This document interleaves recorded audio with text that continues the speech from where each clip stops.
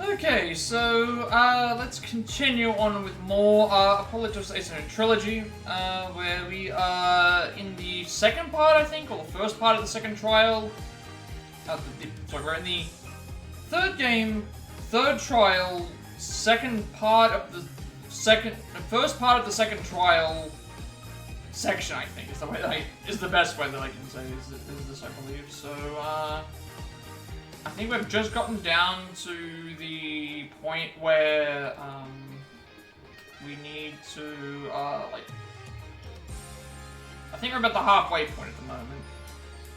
We're still doing the divination seance in that section. Once that's done, usually they get us to do a bunch of other stuff. But we've already done the other thing, so I'm not really sure. Also, there was no stream this afternoon, like I would normally do, because I just ran out of time.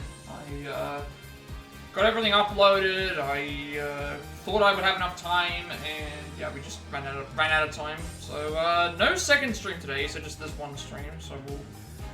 Yeah, and I kind of started a little bit earlier, so we might get a little bit more time, but we'll just see how it is. But yeah, that's pretty much it. Like, I was gonna stream earlier, but I would have run out of time. So we'll make a bit up for it here.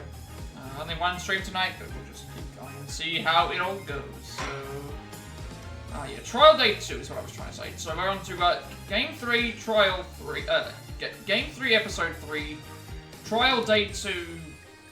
I'm guessing it's the Part 1 section because of the particular thing with the seance. So let's just see how it is.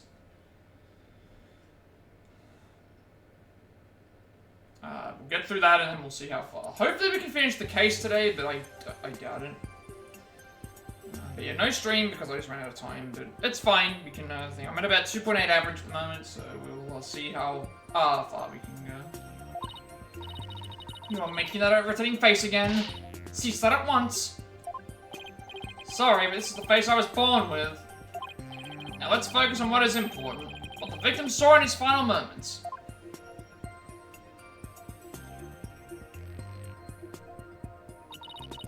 Do you have bats in the belfry, barbed head? There's nothing to see. The ground of the plaza was all that entered the victim's eyes.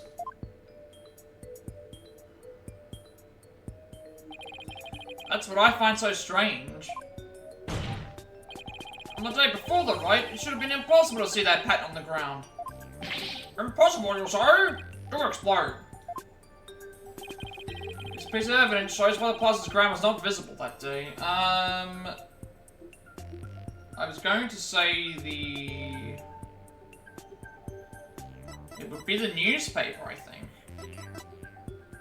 Because this mentions about the actual, where is it here? The ice.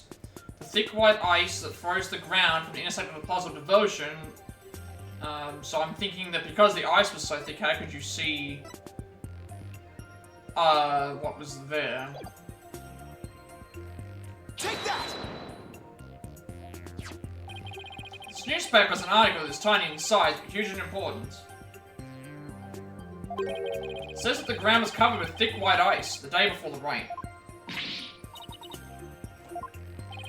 The victim did not see so much as an ice cube on the ground? Exactly. So we must ask, what was the victim looking at in his final moments? If you have something to say, then say it. Last thing the victim saw was not the ground at the Plaza of Devotion.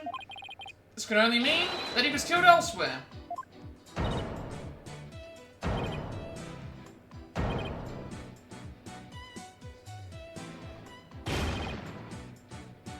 The murderer proposed the victim was actually killed. Yes, tell us where, otherwise your argument is worthless. About then. Hadn't gotten to that part yet. Any ideas, Maya? Let me think. Well, it's somewhere green and shaggy, right? Right, but where could that be? What is it, barbed head? Giving up already? Not at all. Now, where have I seen something green and shaggy? This shows where the victim was killed.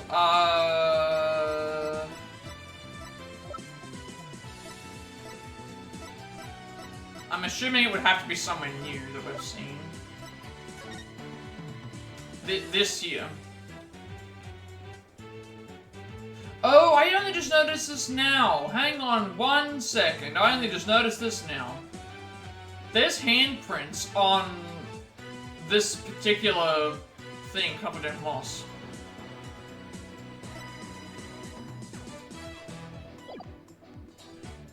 Take that! Secret hideout the rebels were using. The rebel hideout. There was no such place anywhere on the floor of the chamber. You're absolutely right. There's no place on the floor anyway. Then what did the victim see in his final moments if not the floor of the rebel hideout? This is what the victim saw in his final moments. It would have had to have been this. Because that would explain why the handprints are here. Take that! The shaggy green surface the victim was on was one of the moss-covered stone slabs.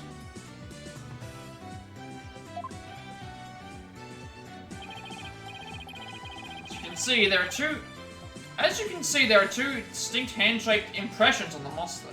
I believe the victim was killed while he stood there with his hands pressed against the slab. Objection! Does not agree with the seance vision.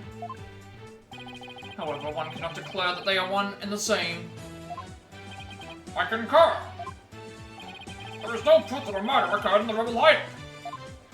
Indeed. What evidence do you have of this? I've already shown you the evidence. What do you mean? Please take a look at this second version of the photo I just showed you.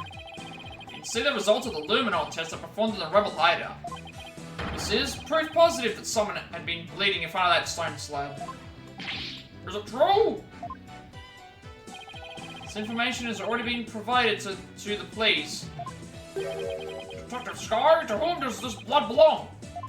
I thought it was the High Priest's blood that flowed in from outside. So we haven't tested it yet. Then you must do so at once! Yes, Your Majesty.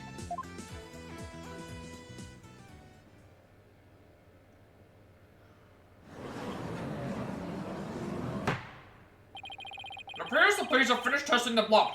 Detective Sky, your report, please. Blood found in the rebel hideout belongs to Perazilla, just like the defense claims. Detective Sky, do you realize what your blunder has done to me? When this trial concludes, I want to see you in my prayer chamber. There, I will deliver a joyous sermon unto you for 8 hours straight. I'm really sorry, but please, anything but that. Nick, maybe, just maybe, this is the chance we've been waiting for. Yep, would seem so. Hate to do this to Emma, but go for it. It's full speed ahead. The victim was killed in the rebel hideout the day before the purification rite. Then his body was moved to the Plaza of Devotion by someone we've yet to identify. So when we thought we saw Acolyte Zealot praying during the rite, he was already dead.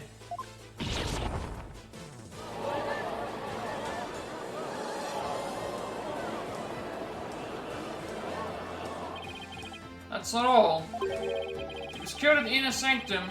That would explain one more thing. And that would be how the time of death was made to look like it was later than it actually was. Proof of which was left behind in the sanctum. This points to how the time of death was made to appear later than it actually was. Take that! Why, these are photos of the inner sanctum. I'd like you to focus on this one. Proof is right here in this photo. This is how the time of death is made to appear later than it really was. Do you see how the snow has been removed from this one spot only? That's because it was used to keep the victim's body cold. And that's why the time of death wasn't what it seemed. The time was mistaken, and the place too. And just what do you believe that proves? That my client is innocent. What of her fingerprints on the dagger? And the plump Punisher theme the victim heard? You have failed to address these two key pieces of evidence. See your point? Isn't this your big chance, Nick? I'm really hoping that the difference in location can invalidate either the weapon or the theme song from being used as evidence against you. Actually, that might be possible. At least for one of them. Really? What's this? You say you can contradict our argument for a key piece of evidence. Very well, let us see you try. Take a good look at the rebel hideout photo.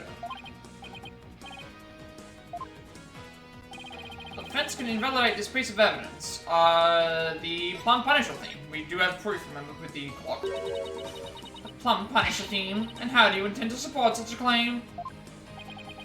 Since the murder happened in the rebel hideout, there's something there that played the theme song other than my client's strap. Wasn't the strap? Is this true? The item that played the Plum Punisher theme song was this. We have the alarm clock over here. Take that! So Plum Punisher alarm clock. I believe the victim heard its alarm go off. That's enough! What proof do you have that the alarm went off? Objection! What proof do you have that it was my client's strap that played the theme song? Do not twist the facts with your lawyery wiles. Either way, the accused would still be guilty based off of her prints on the murder weapon. And here is what really happened. Okay, with more insight revisation, can we please get out of the seance? Can I please get out of the seance? Pretty please. Can I please get out of the seance? I don't like this. The victim stood with his hands on the stone slab in the hideout. And then it was the afternoon of the day before the riot. Everything else has stayed the same. Though there have been some twists and turns, that is the truth of what happened. Won't get you anywhere until I can eliminate the dagger. Also impressive, your benevolence. I see no inconsistencies anywhere in the prosecution's case. No, there is one. What's this? You still claim there to be an inconsistency? Try as you might, the outcome will always be the same.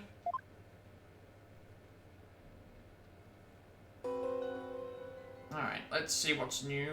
It'll be on the new statement, which I think was this one. So, if anything's changed, it'll be on here. In here, I should say. The victim stood with his hands on the stone slab in the hideout. I'm gonna just go with this heavy because we already know about the Gingil.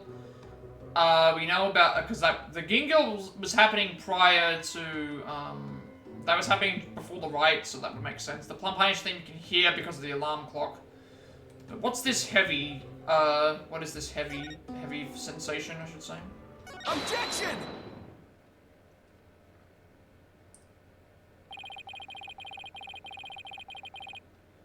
Victim was originally thought to have been stabbed while bent over in prayer. But he was actually standing with his hands against the stone slab. So the question is, where did that sensation of something heavy come from? I see your point. Oh, yes, I see your point. Since the victim was standing, he couldn't have been held down.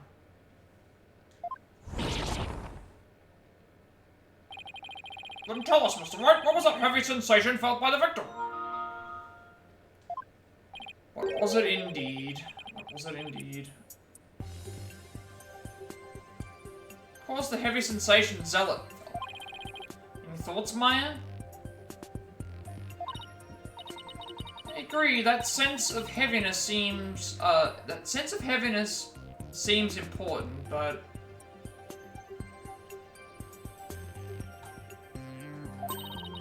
What's with the matter of Zealot's hands on the stone slab? Why were they even here? Could it be related to the cause of the heavy sensation? Oh, Mr. Wright, do you have any answer for us? Of course. Just envision the state Zealot was in when he was killed. Cause of the heaviness the victim felt was the culprit jumping on him or the falling stone slab. I'm guessing it's the falling stone slab because I don't think the culprit jumped on him. And the conceivable cause is the stone slab falling over, dropping the victim underneath. What? The stone slab came falling down on him, crushing him underneath. Right, that was the cause of the heavy sensation the victim felt. Objection. Well, your theory is impressive. You have overlooked a key fact. The victim was not crushed to death, rather he was stabbed. Or do you claim that the dagger was plunged in after the slab had fallen on him?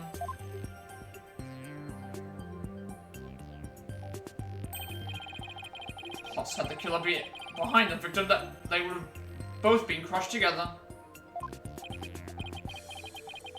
Oh, would you go to explain? Sure, I'd love to. That doesn't mean I can. How could the dagger have been plunged in after the slab fell on the victim? The killer couldn't have plunged the dagger into the victim after the slab fell. But what if the murder weapon wasn't what we thought it was? Well, there were other weapons in the rebel hideout. The entrance to the hideout is right by the stone slab. There isn't enough space between the two to use any of the weapons found within. Yeah, there's not much space by the entrance, is there? So what was the real murder weapon then? Better think of something. If the murder weapon wasn't the dagger, then the dagger must have been plunged into the victim after he was already dead. That means he was stabbed at least twice, but the autopsy doesn't mention that. But he must have been stabbed in the same spot with something sharp, shaped like the dagger.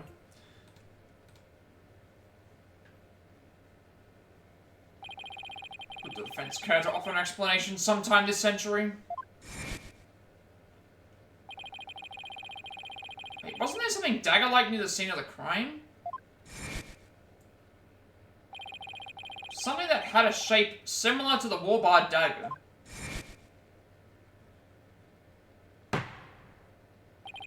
Was that your evidence at this time, Mr. Wright? This shows what really killed the victim. It would have to have been the actual statue. Is this not the photo from the scene of the High Priest's murder? Are you suggesting the murder weapon is hidden herein? This is what really took Paraisalot's life. It had to have been the statue. Take that! But that is the warbarred statue. Exactly.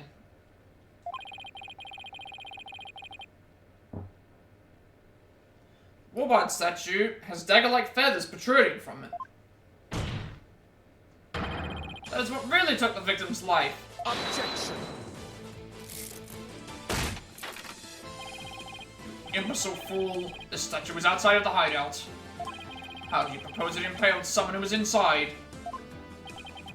Haven't you heard? The warbarred statue also functions as the hideout's door. What do you mean? Statue can pull a complete switcheroo. Switcheroo? To put it simply, it's a revolving door. Yeah, that's what makes sense. Plus the blood can, like, drain into the water. A revolving door? Well, that makes perfect sense. Therefore, I believe the truth behind the divination sounds to be this.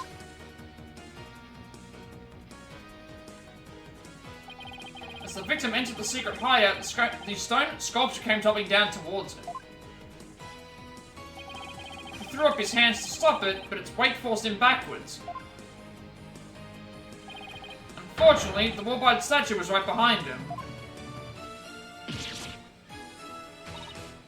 This cannot be.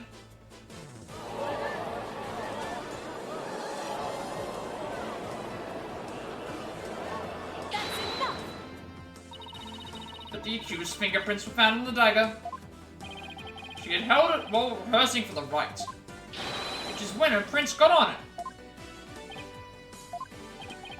This is a shocking turn of events, but there is a great deal of circumstantial evidence in the defense's claim. I believe we must accept that the Warbard statue was what killed the victim. Warbard statue recorded sharp protruding feathers. Took Perazolite's life. It's also a revolving door. Now that we know how Acolyte Zealot really met his demise, there's no basis for claiming that my client committed this crime. Nice work, Nick. How can this be happening yet again? The divination seance is the only truth. Know your benevolence. It's not the truth itself, but it is a means for shedding light on the truth. Do you understand now? Your kingdom needs lawyers so that they can interpret your insights. That means I have been misinterpreting the voices of the spirits all this time. Your benevolence? Are you unwell? All the color is drained from your face.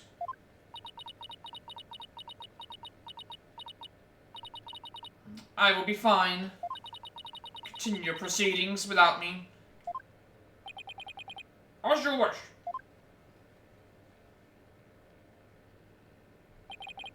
I feel kind of bad for her. Now then, I will have the defense continue. Please explain what you have learned now that we know how the victim actually died. Acolyte Zealot was killed in the hideout before the High Priest's murder. That means the body found at the Plaza of Devotion was moved there by the real killer. But only after the Warbard dagger was thrust into him, to make it look like the murder weapon. It does seem to agree with what we know now. Well, now no, sorry. But why would the real killer go to such lengths? I believe stabbing Acolyte Zealot's body with the dagger and moving it to the plaza was a warning from the Twilight Realm, a crime committed for fun, or to make it look like a serial murder. I think it was to make it look like a serial murder. I mean, like, a warning from the Twilight Realm would imply that there's supernatural elements involved that are beyond even, like, this game's understanding. If they've got people coming back from the consider the Twilight Realm is supposed to be, like, heaven or hell, I guess. A crime committed for fun, I doubt it, so it's gonna be a murder. It's an attempt to make my client look like a serial killer. That's right, the real killer planned all of this. Is my chair to cut him down? Oh, it actually isn't, it just feels like it is. This forged serial murder case. Are you dead? That's it, Nick. Keep having your way.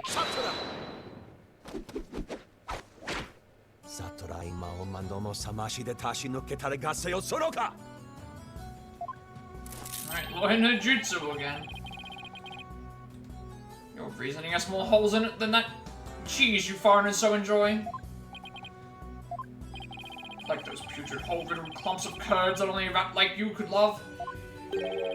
Your reasoning, much like your putrid hole-riddled brain, is, putrefied.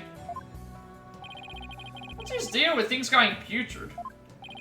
You have yet to overturn my argument that the accused is the killer. A careful analysis of the chain of events up to the killing exposes the truth as follows.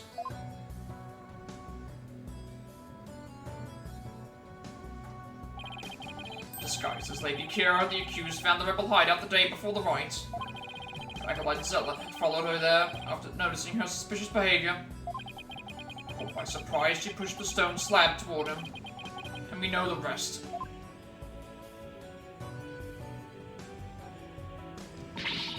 Never been to the rebel hideout in my life. When the High Priest arrived at the sanctum the next day, he realized what she had done. That is when the accused murdered him in order to silence him. Lead Prosecutor Samari has posed a compelling scenario. The defense, on the other hand, has yet to disprove the accused's guilt. Objection! Why would my client move Acolyte Zealot's body to where everybody can see it? Why would she stab the dagger with her fingerprints into his dead body? She had no reason to do any of those things. The dagger in his corpse was likely a warning to the rebels. Something along the lines of, Lady Kira will slay the Defiant Dragons. So that is why she moved the body to the plaza for all to see. Now he has the judge convinced too. Thought I'd finally made some headway. Well, Mr. Wright, about time for one of your groans of distress, is it not? Groan of distress? Kills me to admit this, but I've got nothing to counter his argument with. I still haven't disproven the allegations against Maya. Is it not time to end your futile struggles? You were already judged guilty yesterday. That makes me you a dead lawyer walking. Accept the death that awaits you, and in doing so, finally know peace. A dead lawyer walking indeed. Then again, are not all lawyers who practice in Korean? But I must admit I misspoke earlier. Allow me to amend my statement. I had said that the defense's reasoning had a putrid cheese-like smell. But I now realize the stench was from his own putrid body, on the verge of death. Now I'm a rotting zombie? Think, who could have killed Zell the day before the rite? Who knew about the rebel hideout and could gain access to the inner sanctum? Only those involved with the rite get into the sanctum, so... Wait a second. Only a rebel would have known about the secret hideout. The only person who was involved with the rite had access to the sanctum. And was suspected of being a rebel is... Somebody come to mind? Yes, except there's one huge problem. Huge problem? What are you two going on about? Plotting your escape from this sacred hall? I would not put it past you, considering you have no means to raise any further objection. If I do something, Prosecutor Samani will have this one in the bag. I'll just have to bluff my way out of this, regardless of that huge problem. Your Majesty, I believe there is another suspect in Perez-Lot's murder. Objection! Even the most benevolent Holy Mother would not forgive such a desperate lie. After all, you know very well that such a person does not exist. No, there is one person who knew everything. Does such a figure truly exist? Tell us, who might that be?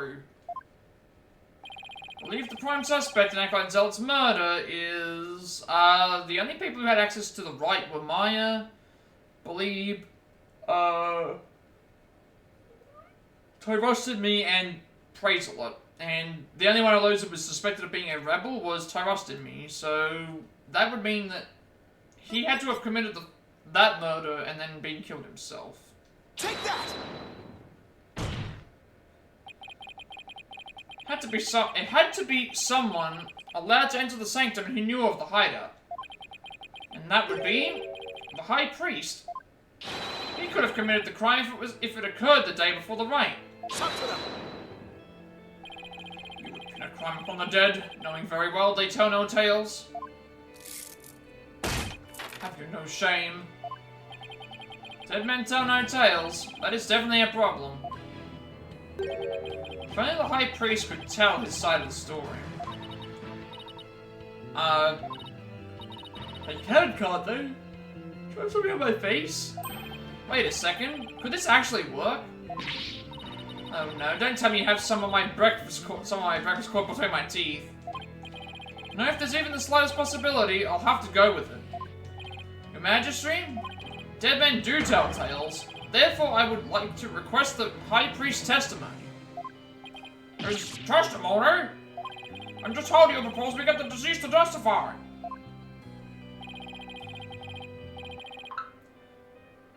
There's a way for the dead to testify. It's known as... Okay, I see what we're doing. We're going to try and channel. Because the divination science is going to work, so channeling is the only other way. Summon him here by means of spirit channeling. What did you just say? Yeah, that's supposed to be a secret. It's a sacrilege. May the Holy Mother strike him down. It's supposed to be a secret. Peace! I am frankly astonished you even know of such a thing. But spirit channeling is a secret art that only Her Eminence Queen Gavan can perform.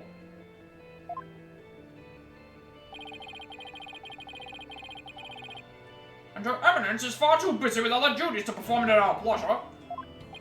Suspected as much. That means our only hope is... It's okay, Nick. You can tell them. But Maya, I thought you wanted to keep it a secret here in Curian. really getting messages now? Never mind. Don't worry, it's not like it's against the law or violates some religious precepts, so I don't think we'll be punished. At least I hope not. This is a crucial period for you. It will decide whether you become Master of Kurain. Don't have any other choice now, do we? If I'm found guilty, it'll be a lot worse than not becoming Master of Kurain. Alright, thanks, Maya. Actually, there is someone here who is capable of channeling spirits. But even her benevolence, Princess Rafa finds the dimension silence to be a challenge. Who could possibly have greater spiritual power than she, aside from the Queen? That would be me. Is this some sort of a joke? A foreigner could not possibly have such power. Even their old priestess is incapable of such a feat. Priest, I say! Is this true? Is the accused capable of performing the secret art of spirit channeling? Well, yes I can. Now, Your Majesty, we'd like your permission to begin.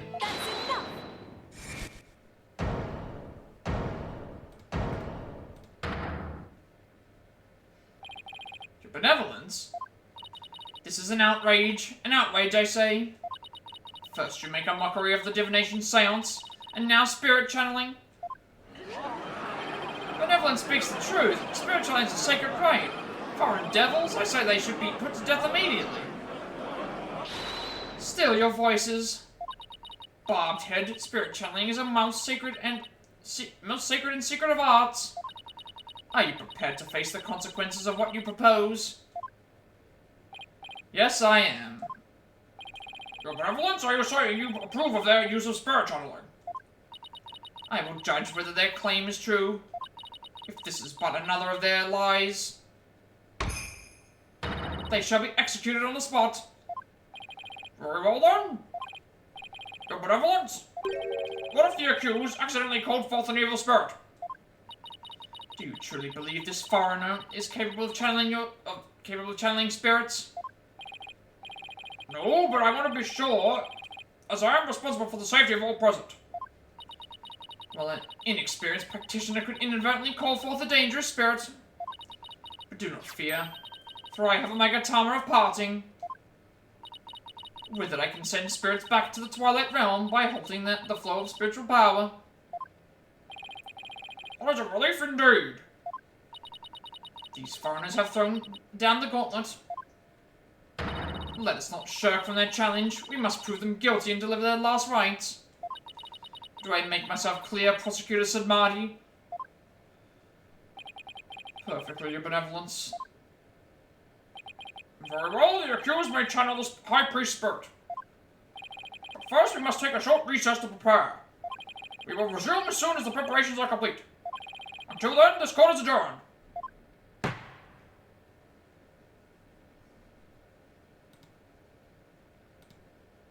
Alright, I guess this is what I meant. There's gonna be. So it's like half an hour before you can go to the next part of the trial.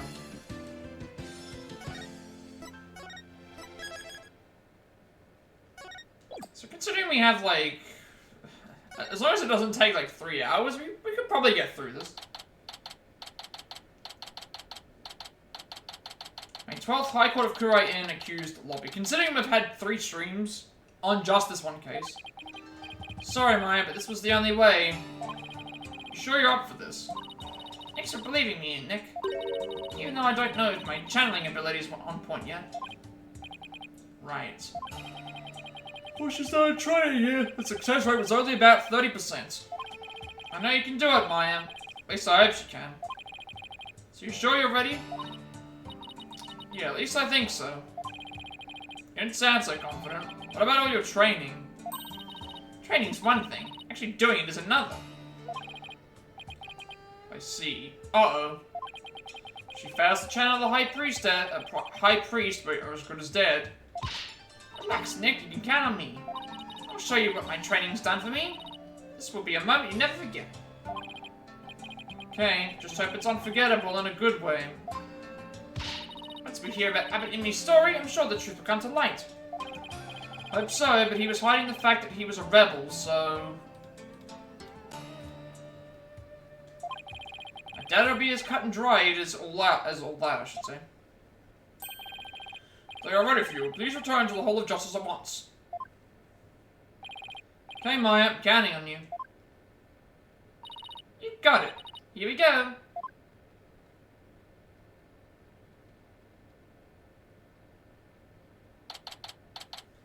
May 12th, High Court of Kuritan.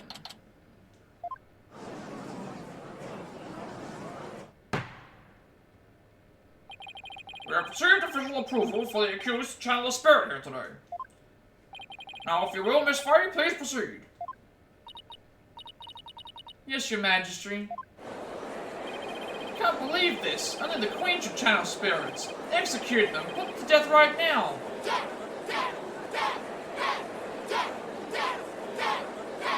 Crowd of bloodthirsty today. Come on, Maya, I'm counting on you.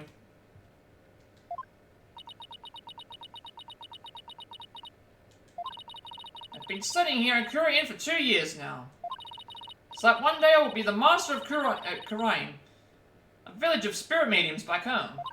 But first I shall show you all the fruits of my training in your kingdom. Wow, she seems really confident. A neophyte practitioner such as you could not possibly channel a spirit. Okay, your benevolence. How about this? If I succeed, will you stop calling me a neophyte? Very well, if you succeed. Oh, I will. Just you watch. Gonna get an animation or like a similar thing to what... This is the first time I think we're actually seeing this. The spirit of Christ in me, return now to the world of the living. I thought it was gonna be voiced. That's why I didn't read the first part.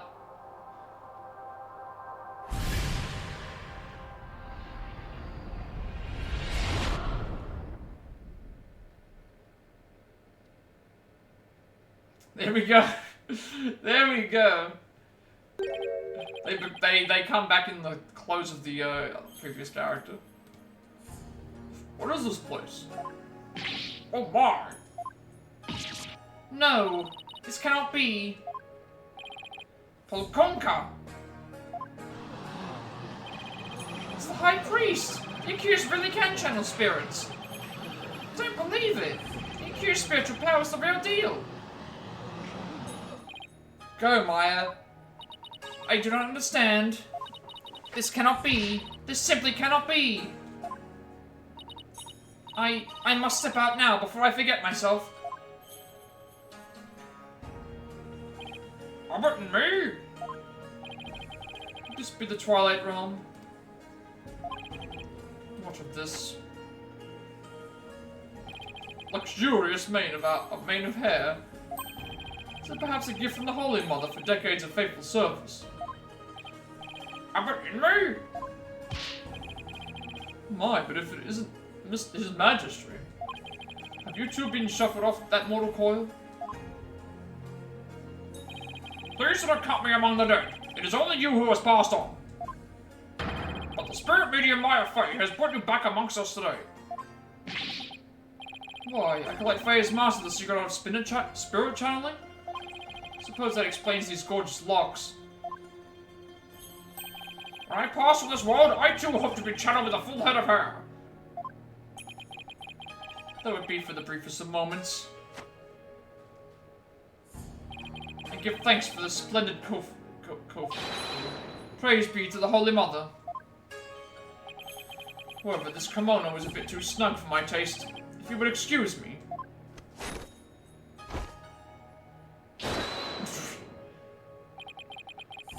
There, that is better. I mean, doesn't that mean if Maya transforms back that she's gonna have, like, no clothes on?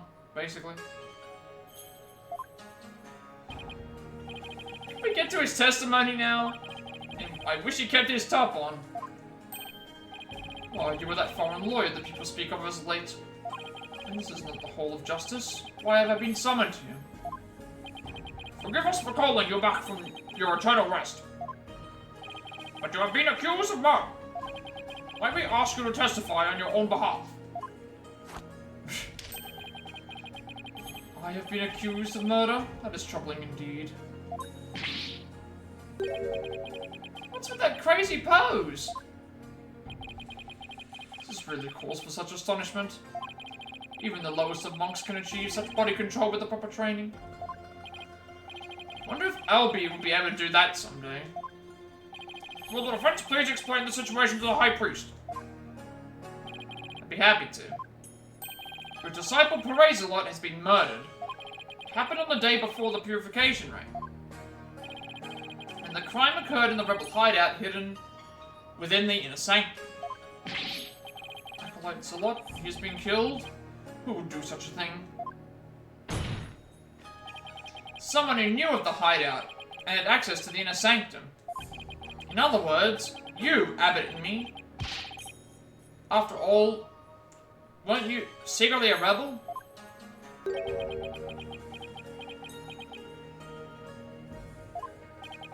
Oh dear. That's still Maya's body. I hope he doesn't break anything.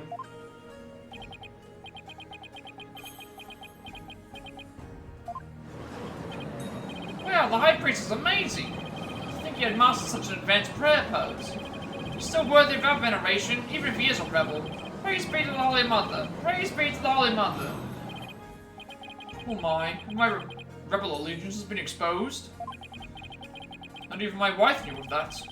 It seems to rest in peace is not my fate. Why did you devote priest of Curianism during the rebellion? Objection! The High Priest has come back to us for but a brief time defense. Shall we not cut to the chase and ask the most pressing of questions? Oh, right. Abbott and me, the prosecution believes the one who slew both you and Acolyte Zealot to be Maya Fey, who had been playing the role of Lady Kira in the rite. Being that I was dead until just a moment ago, my memory is a bit hazy. Could you please do your best to remember? Objection! The High Priest says his memory is hazy. It is all coming back to me. It is as Prosecutor Samadhi concluded. I was slain by none other than Maya Fey. The High Priest's statement has proven my assertions with regards to his murder count correct.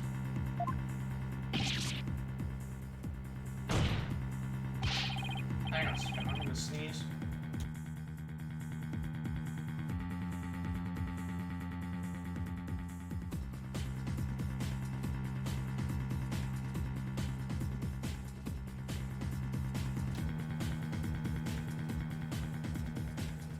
What about Acolyte Zealot?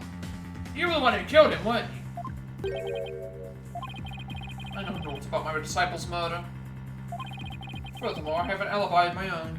An alibi? Seriously?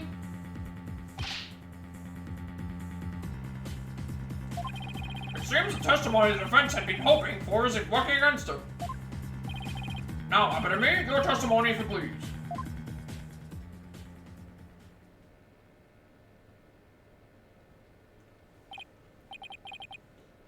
Yes, yes, of course.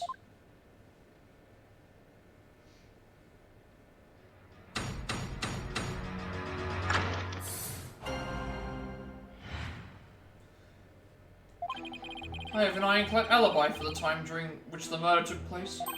Just past noon on the day before the rite, I was entertaining guests at my home.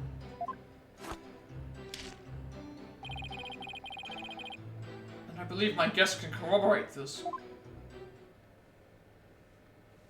You had guests? Just past noon. That's right about the time Zealot was murdered. Are you sure about that? Absolutely. Come to think of it, Rafer told me about a spirit's memory.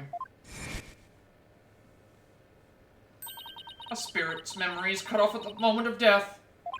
So even a spirit that is brought back after centuries doesn't sense any gap in time.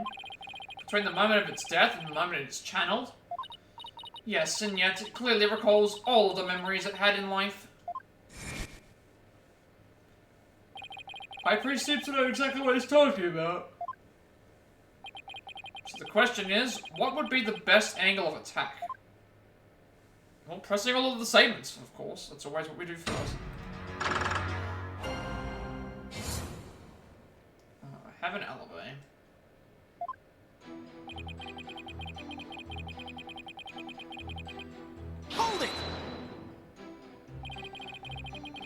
alibi as if it was second nature. Are you perhaps mocking me? Or is it perhaps the kingdom of Kurayan itself you wish to ridicule? Come on, everyone and their grandma knows what alibi means. We're not a bunch of country bumpkins here. We have plenty of courtroom dramas on TV. Peace, peace, peace, I say. Mr. Wright, would you care to clarify your last statement? Please, don't take it the wrong way. It's just alibi is a rather technical term for a priest to use so naturally. I assure you I know how to use the term. In fact, I had even hoped for a chance to do so one day. Suppose that even I, a high priest, am not immune to such trivial worldly attachments. I see.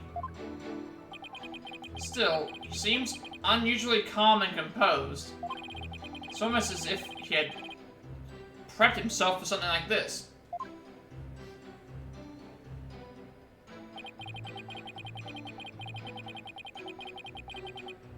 Hold it! You're entertaining them personally?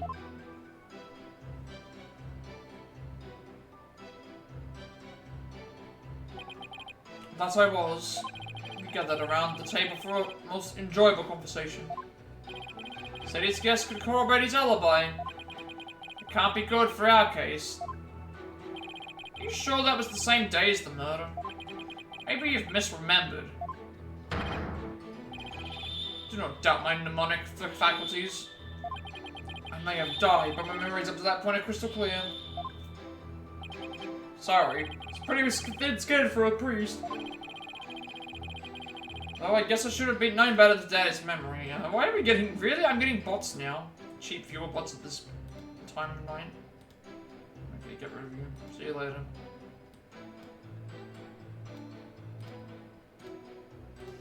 Even with, like, nobody watching, I'm getting, viewer bots. A spirit's memory is cut off at the moment of death. So even a spirit that is brought back after centuries doesn't sense any gap in time. Between the moment of its death and the moment it is channeled. Yes, and yet it clearly recalls all of the memories it had in life. There's nothing better than enjoying Gingo cuisine with dear friends. That way everyone's breath becomes equally malodorous.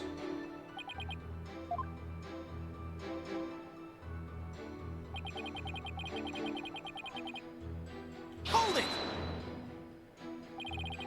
Who exactly were your guests that day? Don't tell me they were rebels, so they can't be called here to testify. It was none other than His Majesty, along with his family. He couldn't attend the Rite due to work, so he stopped by ahead of time. My, how his daughter has grown. Wait a second. Let me set the record straight right now. I am not a rebel. Thank you for that wonderful meal, Abbott and me. Lady and me's cooking simply cannot be beat.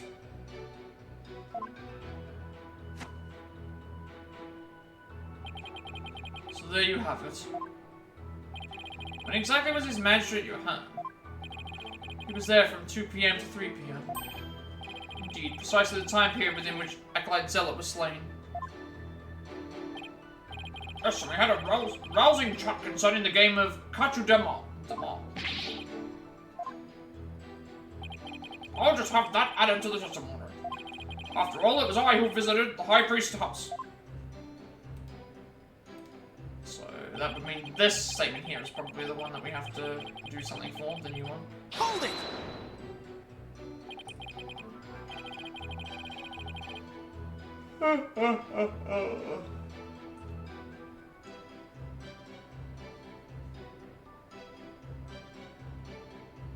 And are you sure this testimony is completely accurate? As sure as I can be. Oh, how wonderful it is to finally have my actions be admissible as evidence in court. His Majesty was at my home during the exact time period of the murder. Come, let us put this behind us. I couldn't have possibly committed this crime. How can you be so sure? What if the clock or watch you were using was off when you misread the time? There was a clock right near the table, and it had the exact same time as my watch.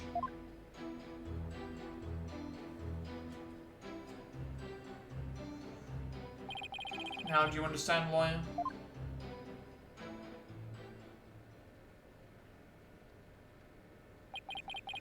As you can see, my alibi is airtight. Or do you still think I could have killed Acolyte Zealot? This match is a witness. You satisfied now? There is not a single discrepancy in Abedimi's alibi. If I give up now, it's all over. I'm fairly certain there is. Now hold on a second.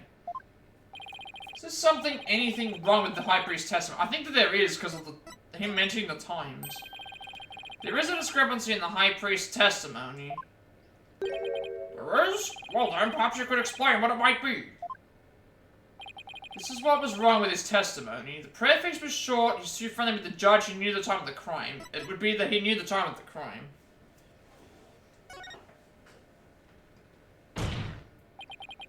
After Abedimi was channeled, no one ever stated what time Acolyte Zealot was murdered. Now that you mention it. Despite that, you claim to have an alibi from 2 PM to 3 PM. That means you knew Acolyte Zealot was dead. When you were still alive. Wait, what? Wait, I think I saw something just now. No, I must be imagining things. So tell me, how did you know what time the crime had been committed? About that. Open your heart, let the Holy Mother in. Why? We've been blessed with the High Priest's sacred words of prayer. All who serve her holiness must serve to banish worldly desires from their soul. Open your heart, let the Holy Mother in. Purge your mind of greed and hate. I feel as if my very soul is being cleansed. You can't fool me. Prayer may banish worldly desires, but it can't make a contradiction disappear.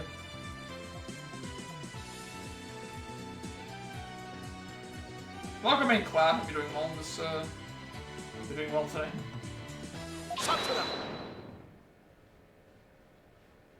We are indeed on the way up. I'm at 2.8 now. 2.8 average. So we're getting up there. How can you be so sure? And we're probably gonna finish this, how close are we to the end? I think we're very close. We'll probably be able to finish this case today. Or tonight, I should say. We still have 2 more main game cases. And then a DLC case. So if I had to give a rough estimate, I've not played these games before, but based on like the past games, probably. I'm trying to think. It could be anywhere from like 16 to 25 hours, something like that, of gameplay. But we're probably going to finish this case today. And then, yeah. I think that's what it would be. Because, like, the DLC case for Game 2 is, like, nearly 9 hours. So if I make that assumption here that it's the same length. The last case is always typically very long, so that's probably also another 7, 8 hours, probably. And then, obviously, and we don't know about the 4th case yet. So I've got some decent amount of time. So that's supposed to mean. This lawyer seems to think little of the power of Kurina's prayer. So my aim is to probably finish this case, and then also probably, like, try and start the next one. Before I finish for tonight, because I didn't stream early. Alright, lawyer no jutsu again.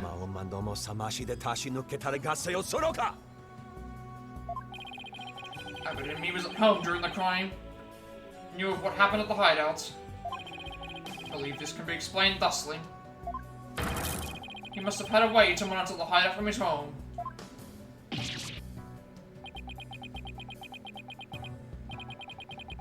That was just to amaze, prosecutor. As he has surmised, there was a listening device installed at the hideouts.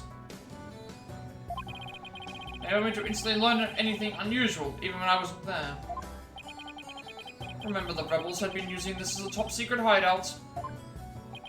It would be perfectly natural for them to install such an apparatus. Wait, come to think of it, when I was searching the rebel hideout... Yeah, we finished the first trial in about 20 minutes ago. So this is the second part of the trial. We've now used Maya, who's channeled a spirit from the dead, and that spirit has now taken over her body and is giving his testimony. So that's what we're currently up to. A microphone? What's this doing here? Is someone trying to record something with it? That was a listening device. It starts recording whenever it detects movement. I heard just a recording after his magistrate and his family left. If you look in the desk in my study, you will find the tape in question. Alright then, bailiff! Yes, your majesty. Go retrieve the tape in question from the high priest's home. At once, your majesty. The power of Kurina's prayer. Even a putrid brain such as yours should understand it now. It's like the contradiction really did vanish. We shall ascertain the content of the recording once we have the tape. In the meantime, I would ask Abbot and me to continue with his testimony.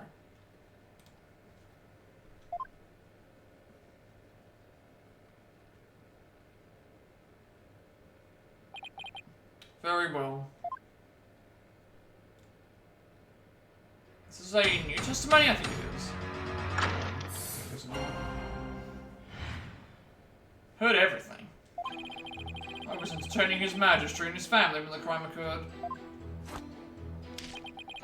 When I listened to the tape later, I heard a man and a woman quarreling. It sounded like an altercation between Acolyte Zealot and Acolyte Faye. After that, there was loud noise, followed by haunting silence. I have to find some way to attack his alibi. If only Maya were here. She has a way of putting me at ease. Seeing her like this is only creeping me out. Though the High Priest was a rebel, he was still a Kurinist holy man. Therefore, take care in your questioning, lest you invoke the ire of our people. How dare you suspect the High Priest? May the Holy Mother strike him blind. As if this wasn't hard enough already. Nice try, but I'll stop at nothing to find the truth.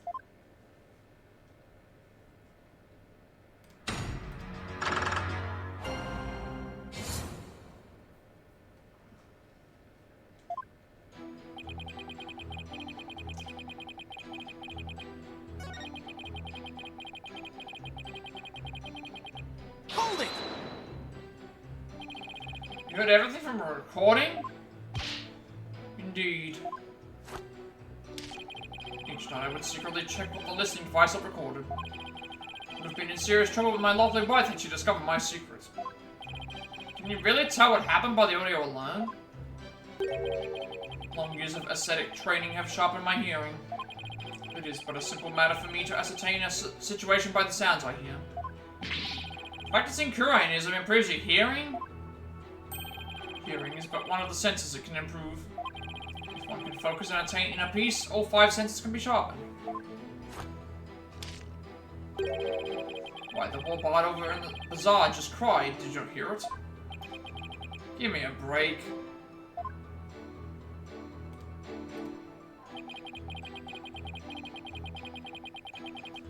Hold it! Hold on, are you sure about those voices? Was it really Acolyte Zealot and Miss Faye? I'd say that was the most reasonable conclusion under the circumstances. Perhaps Acolyte Faye has an alibi that you can prove. Afraid not. Then I suggest you make like a mollusk and climb up. Now I will continue my testimony if I may.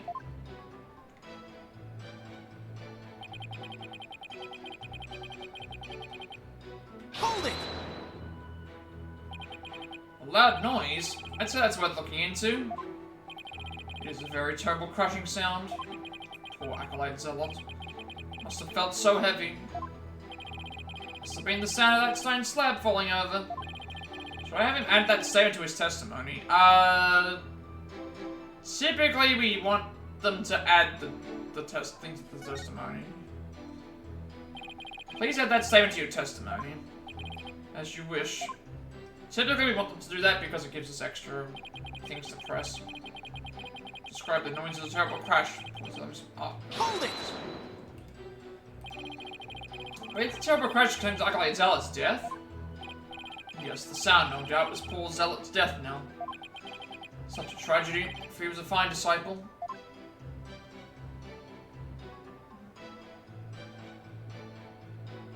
I would ask all here today to give a prayer for his departed soul. Sushirai Matami Yoma. Sushirai Matami Yoma. Sushiri Matami Yoma. I had high hopes for that young man's future. Sushirai Matami Yoma. Why do I feel like such a jerk for just trying to do my job right now? So all he knows about the crime is what he heard on the tape. And he was with his magistrate and his family at the time. Now that I have proven the soundness of my alibi, I believe it is about time for me to return to the Twilight Realm. What's the rush? Why don't I enjoy some more time among the living? Better find a way to attack his alibi soon.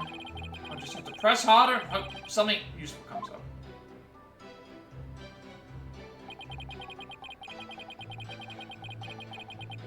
Hold it!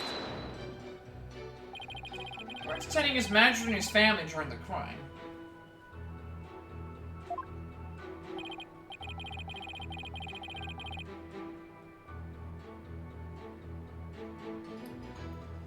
Indeed, my wife believed was treating them to her wonderful home cooking. Wife was there that day. Why yes, she was in the kitchen cooking up a storm the entire time. Come to think of it, I don't think I saw her at all that day.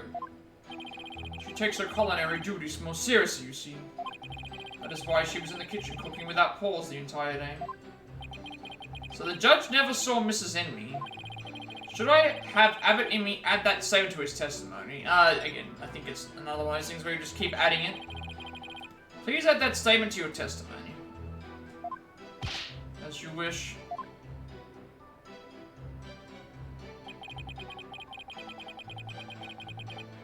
Hold it! What was your wife making that day? The menu that day featured Hatin Supais and Melton Malt. They are both traditional Koreanese dishes. Can't even begin to imagine what those are. Oh, yes! The exquisite zest of Hatin Supais and the supreme texture of Melton Malt. Lady Yumi's cooking that day was utterly unforgettable. Thank you. It brings me great joy to know you enjoyed your meal. Now, once his majesty and his family had left. Mr. Wright? Do you still feel the need to question the High Priest? His alibi is as tight as tight can be. This isn't going so well. Better ask him something else. I'm curious, Abbott and me. Did you stop by the rebel hideout after his majesty left?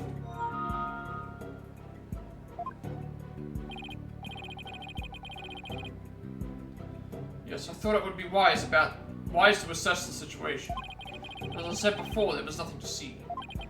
The hideout appeared as it always had. The victim's body? It was nowhere to be found. Acolyte Faye must have already disposed of it, and anything else incriminating. So when you saw the rebel hideout, it looked like it does in this photo? Yes, I would say that is how it appeared that day.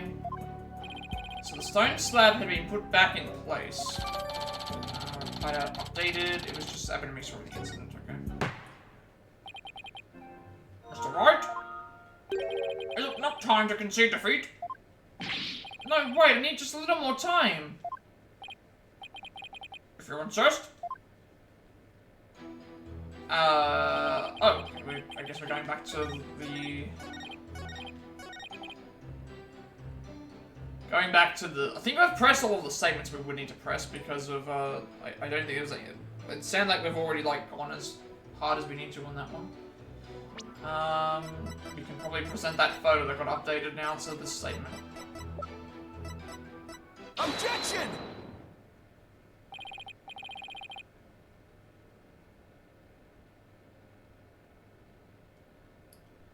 I mean, you said, and I quote, "Poor Zealot.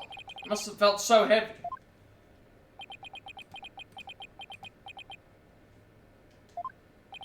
Why do you think he felt something heavy? You said the hideout looked like it did in this photo. If so, there's nothing that would lead you to believe he had experienced a heavy feeling. The fact is, of course, the stone slab did fall over Acolyte Zealot, impaling him on the warbard statue behind him. But that was only revealed through her benevolence's divination seance earlier. Will the defense please get to the point? My point is, simply hearing a crashing sound shouldn't have automatically led him to conclude the victim was crushed to death. I still don't see your point. I'm saying that the High Priest knew.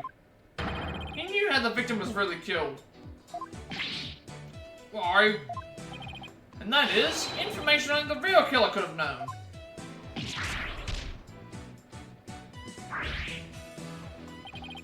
Definitely saw it that time. Got the High Priest spirit shaking his boots, or shall I say sandals. Objection! Need I remind you, Abbot and me was with his magistrate at the time of the crime. Such an alibi precludes him from being the killer. It's true, so he can't be the killer. However, he knew how Zealot was killed, something only the killer could know. Can this discrepancy be resolved somehow? Well, Mr. Wright, we're waiting for an explanation. Just getting to that, trying to think of something quick. High Priest knew something only the killer could have because he heard it during the trial, he inferred it after the fact, or he heard it from the real culprit. It could have been heard during the trial because he was already dead. He inferred it after the fact, couldn't have happened because he was already, so he had to have heard it from the real culprit. He must have heard how the victim died. From the real killer. The real killer? Of course! That makes perfect sense. I don't want to believe it, but this is the only possible explanation. Well, show us this real killer. It's gotta be someone close to the High Priest, someone without an alibi. The person most likely to be Zealot's killer is, the only option is, honestly, you. Because we've already determined that the person who had to have killed them had to be in on the right. So the only people who were in on the right were Maya, who we're defending, Zealot, who died, Trust in me, who, we're now doubting that he actually did it. And then the only other person that was in that position is Believe. Take that! Magistrate, while you were visiting the High Priest's home, you didn't see Mrs. Emmy at all, did you? No, I never saw her, but what does that have to do with anything? Did the High Priest ever leave your sight? No, we were talking the entire time. And the food was brought right to the room's entryway. Hang on a second.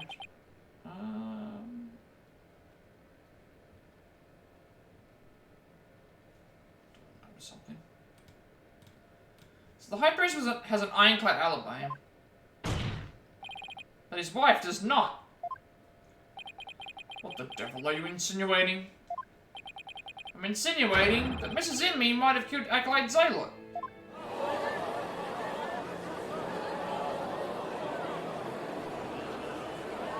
Objection! You have a lot of nerve making such a baseless allegation. She had no motive to kill Acolyte Zealot. It was like family to her. Can't entirely discount the idea, especially if you consider that Mrs. Imi could have been the one posing as Lady Kira. Objection.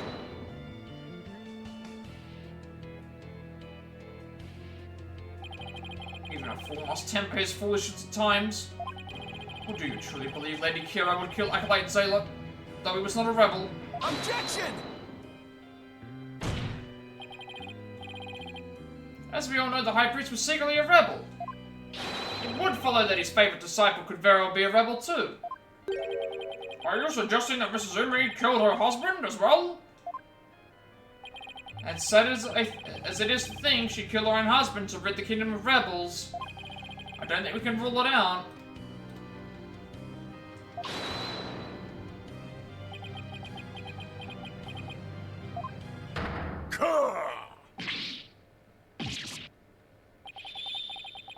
You claim my wife is that rebel hunting Lady Kira, and that she slew both Zealot and myself? My lovely wife? That is utterly impossible.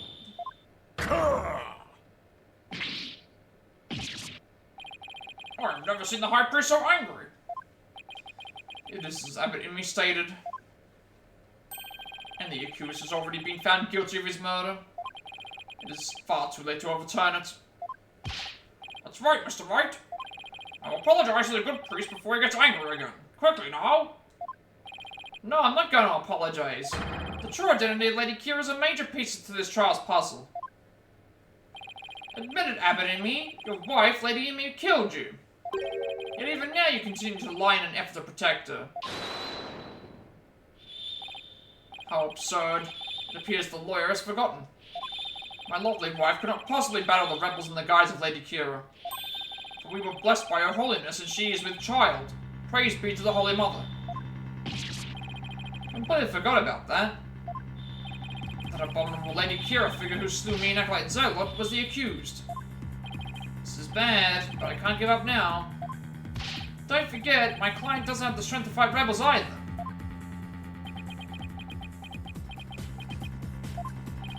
Look at a weak young woman like her, possibly.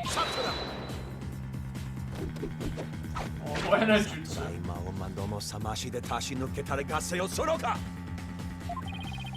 Foolish oaf of a lawyer.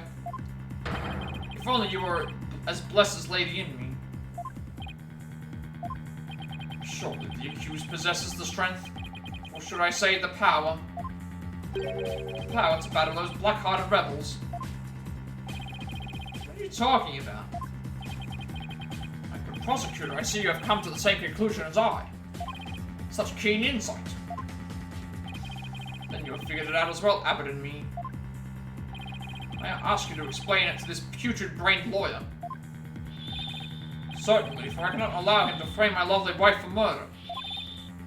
Foreign devil. The magistrate allow me to testify as to how Maya Fey is that murderous Lady Kira. Well, if it would assuage your anger, then by all means, please testify.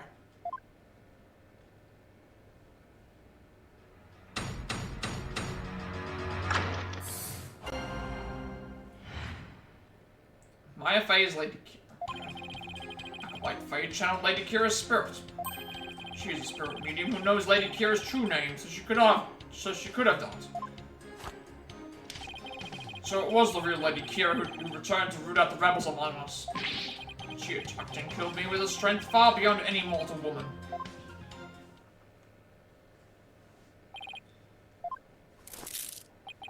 Do you understand now? Murder by spirit channeling explains everything. This is the only way the accused could have defeated one rebel after another.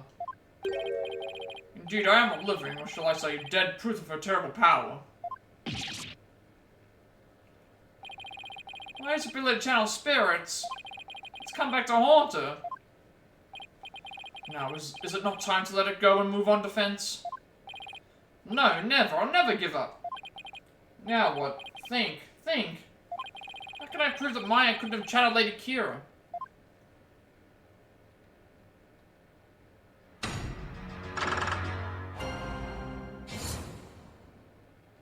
Maya Fey's Lady Kira. Okay, again, press every statement as we always usually do. Hold it! My client channeled Lady Kira. Isn't that a little far-fetched? far-fetched, you say?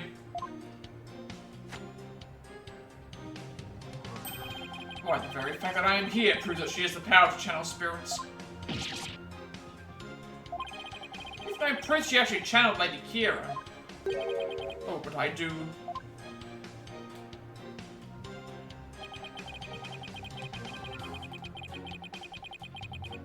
Hold it! Well, it's true she may be capable of channeling Lady Kira. I doubt there's any proof she actually did. We are talking about the infamous rebel hunter here. That modern-day Lady Kira has captured many a rebel all by herself. And among them have been more than a few great warriors. Ooh, but the real Lady Kira could have accomplished such a feat. It would be difficult for a mere mortal. That leaves the real Lady Kira of legend as the only likely answer. Indeed. Is it not proof enough that the real Lady Kira of legend has been channeled? Real Lady Kira of legend? It's an oxymoron if I ever heard one. And again, the people of Kurayan believe legends to be true.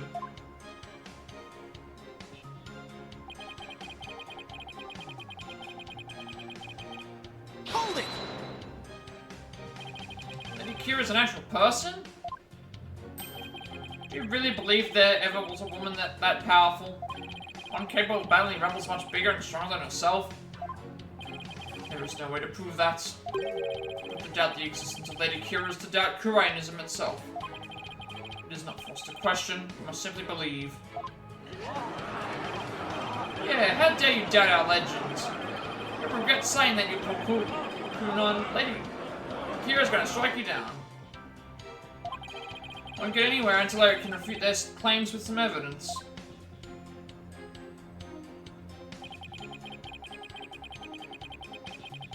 Hold it! Strength far beyond any mortal woman. Just how strong would that be? You need but look at the wound she inflicted upon my body. Though I had hoped to never have to think about that again.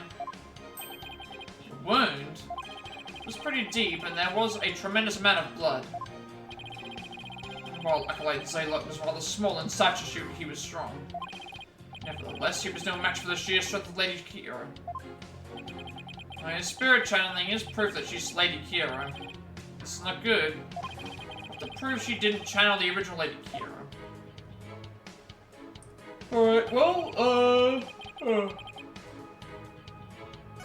probably got to do with this, because, we, stuck with Lady Kira's name in the secret book, because we've got proof here that,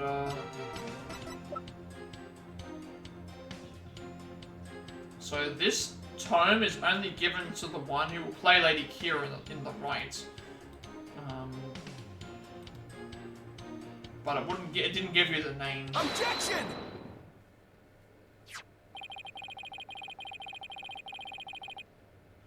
Tome of Secrets is only given to the priestess who performs the purification rite. Is this your proof that my client could have channeled Lady Kira? Yes, indeed. For it contains the true name of Lady Kira, a secret only revealed within. Have it in me. I'm afraid you're mistaken. This couldn't have been used to channel Lady Kira. What nonsense! Mr. Wright, would you care to explain? This is why my client couldn't have channeled Lady Kira. It would have been the mask. Mask? I think. Take that! Lady Kira's face is hidden behind a mask in the Tome of Secrets. You need both a name and a face to channel the spirit.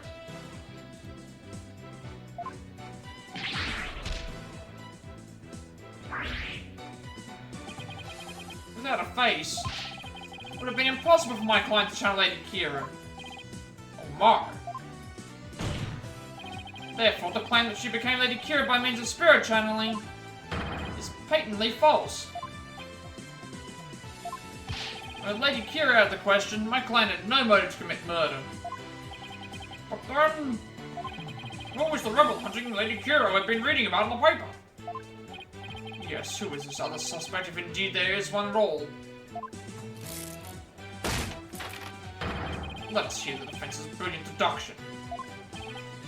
Think. Sure, identity of the accused is the key to solving both murders. Thought Mrs. Emmy was suspicious, but her pregnancy takes her out of the running. Mr. Rebel is a rebel, so that doesn't make sense. That leaves us with... Mr. Wright, you have that look again. The one where you know you have to say something, but you can't figure out what it is. So my chance to really turn up the heat. I'll just have to stir the pot till something floats to the top. The magistrate knows he's been posing as the rebel hunting Lady Kira. Joel, are you sure about that? Yes, completely. I sense that I may regret this, but please go on and explore. Thank you, Magistrate. This is who's been posing as the rebel hunting Lady Kira. Alright, so I wanted to tell me that wasn't Thomas to me. It can't be believed. Most of these other characters that are here, it can't be them. And I've already said it can't be that's a rebel. So the only other option that it could have been would be Perezalot. Take that! True identity of the rebel hunting Lady Kira we seek is... Perezalot. What's this? The High Priest murdered disciple was Lady Kira, you say?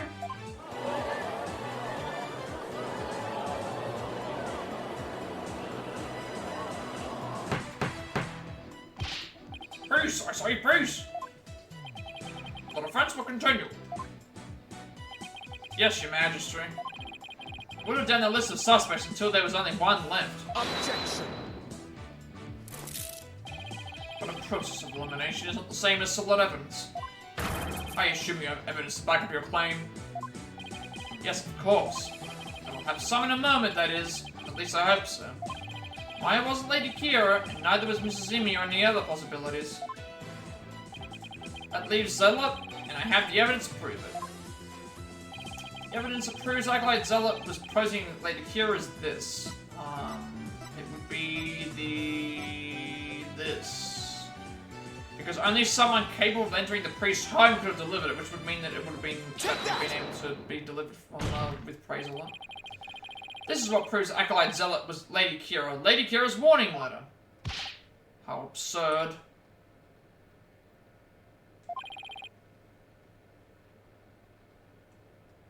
What could that possibly prove? Prosecutor Samadhi. You said this warning letter proved that my client was Lady Kira. And the reason you gave was that the High Priest was locked tight. There was another member of the family who lived there. Therefore, Acolyte Zealot could have delivered the warning anytime he wanted. What is he talking about? That's just not possible.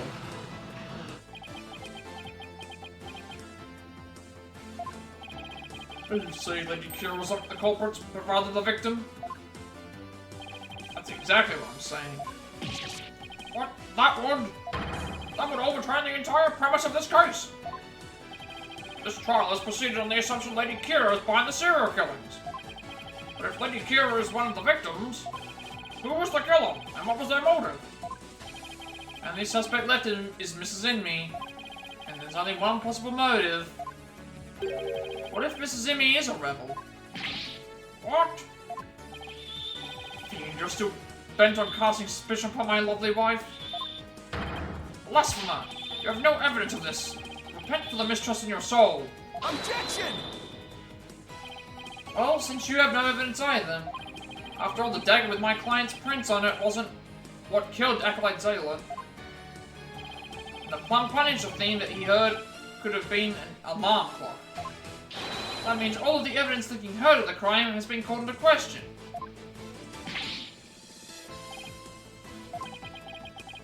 Lady Inme a rebel? Did she pose as Lady Kira to kill Acolyte Zealot? Or was Acolyte Zealot a rebel and was the accused the Lady Kira who killed her? I would say either scenario is likely. What are we to do now? The alarm clock, you say? Do you mean the one in the rebel hideout? Yes, but what of it? So that's it. What's going into him?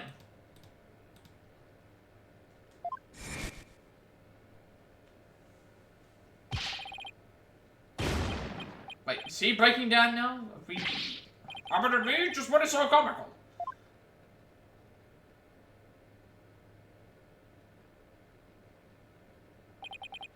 Forgive my outburst. That has simply tickled my funny bone. What did? The theme song came from the Plum Punisher clock, you say?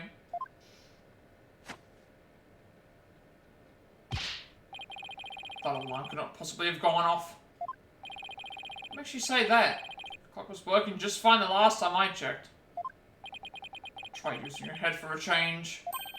Would not the existence of a secret hideout be given away if an alarm kept going off? Wait, you don't mean... Indeed, we leave the alarm switch off at all times.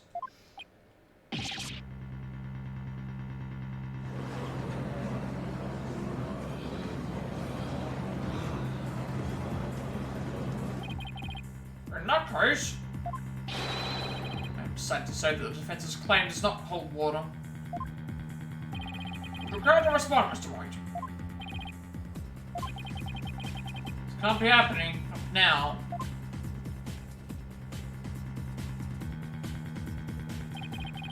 This should put an end to that lawyer's futile struggles. The theme song the victim heard was from the accused trap, just to be suspected. Therefore, the accusers of the rebel hunting Lady Kira and the victim's killer. Need an opening. Something I can raise an objection to.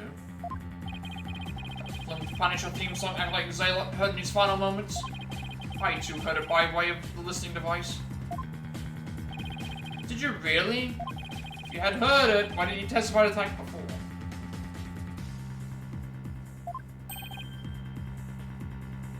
Is it not obvious? I did not know such a tune could become a key matter of dispute. Yes, the matter of the theme song came up before Academy was channeled.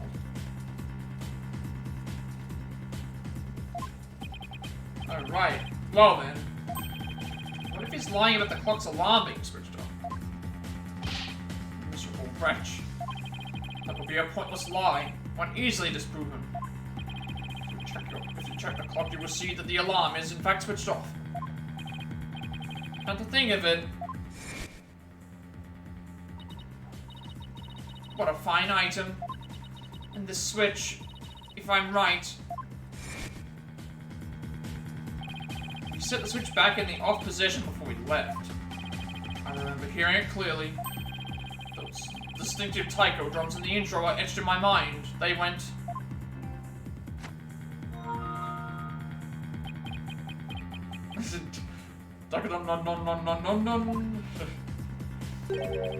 Distinctive taiko drums in the intro.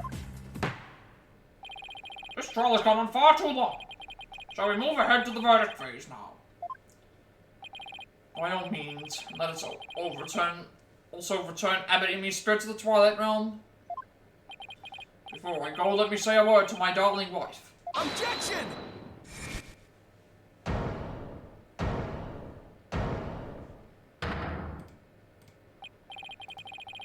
Now hold on just 1 minute.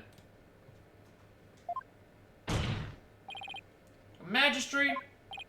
Ross? High Priest's statement is inconsistent with a certain piece of evidence. It is? Still you writhe in defiance of your fate. The very sight reminds me of a tortured soul writhing in flames. I'd be saying that once I show you the evidence. Now all I have to do is pick the right one. This piece of evidence is inconsistent with that statement about the taiko drum intro. It would be the stuff with the Steel Samurai. Or the Plume Punisher stuff, because, there's two different, sounds. The taiko drums are for the Steel Samurai's theme, I believe. The Plume Punisher is a little bit different. This is what's inconsistent with his statement. My client's Plum Punisher strap. What does that have to do with anything? Plays the Plum Punisher theme song. And here it is. The theme to the Plum Punisher, Warrior of Twilight, Near Twilight Realm.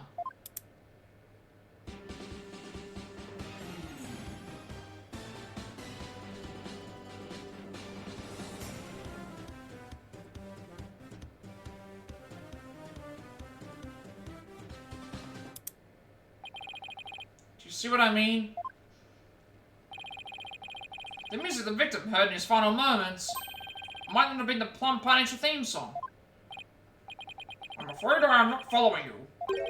What was it if not the Plum Punisher theme? In his final moments, Acolyte Zealot heard the prayers of the people, the song of the dance, the version of the Steel Samurai theme. Well, he heard the Steel Samurai theme because of the taiko drums that play.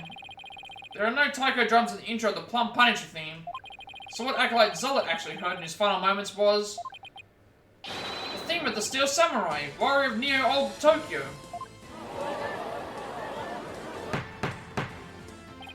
Peace, I say, Mr. Wright. What is this Steel Samurai of which you speak? Steel Samurai, Warrior of Neo Old Tokyo is an action hero show from America. Plum Punisher theme is a total is very similar to it.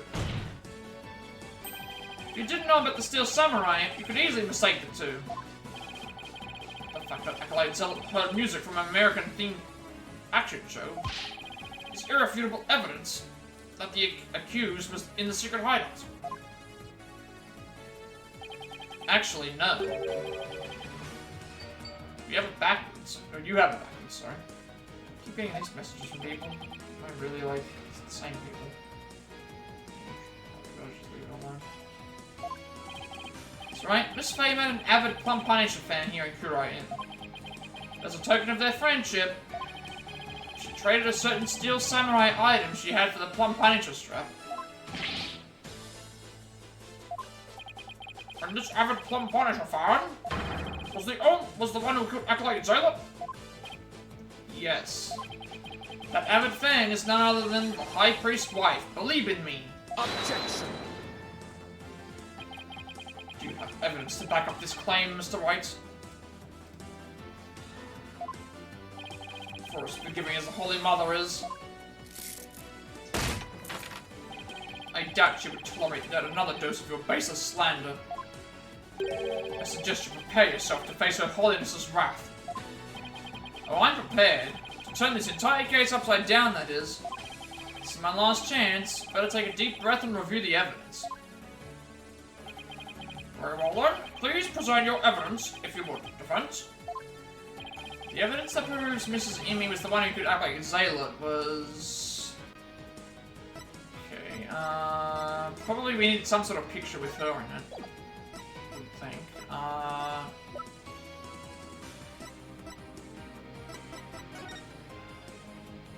This.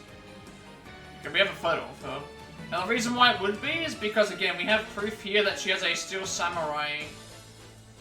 on her wrist, she has a Steel Samurai watch, and like Maya is holding the Plum Punisher thing on her wrist strap, with a strap. So I think we will present this as evidence. Take that! It's right here in this family photo. Proof that Mrs. Emmy and Miss Faye traded items featuring their favorite characters. Objection. Family photo. What exactly should we be looking at here? Proof that they exchanged items featuring their favorite characters is right here. This. Because, again, everyone in this area watches the Plum Punisher, and they think that there's no other show like it. And so, if that was the case, how does... The only way for her to get access to the Steel Samurai theme stuff is through Maya and by trading, so... Take that! Look at Mrs. Emmy's left wrist. You can see the Steel Samurai's trademark top knot right there.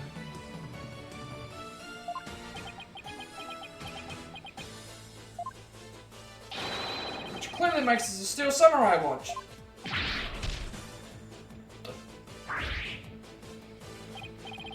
Why, I never knew your wife had such hobbies about me. This family photo was taken right before Acolyte Zealot was murdered. By that point, my client had the Punisher strap and Mrs. Zimmy had the Samurai watch. What we heard in his final moments was none other than the sound of the watch Mrs. Zimmy was watching.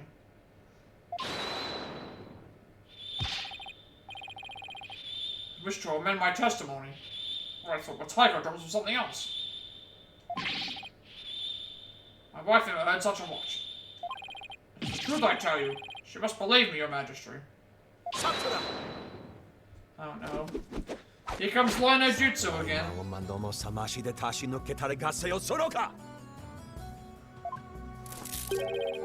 Be not deceived by the defense's lawyerish chicanery. Now what? It's been pretty quiet up to this point. What does he have up his sleeve? There is a big gaping hole in this flimsy claim.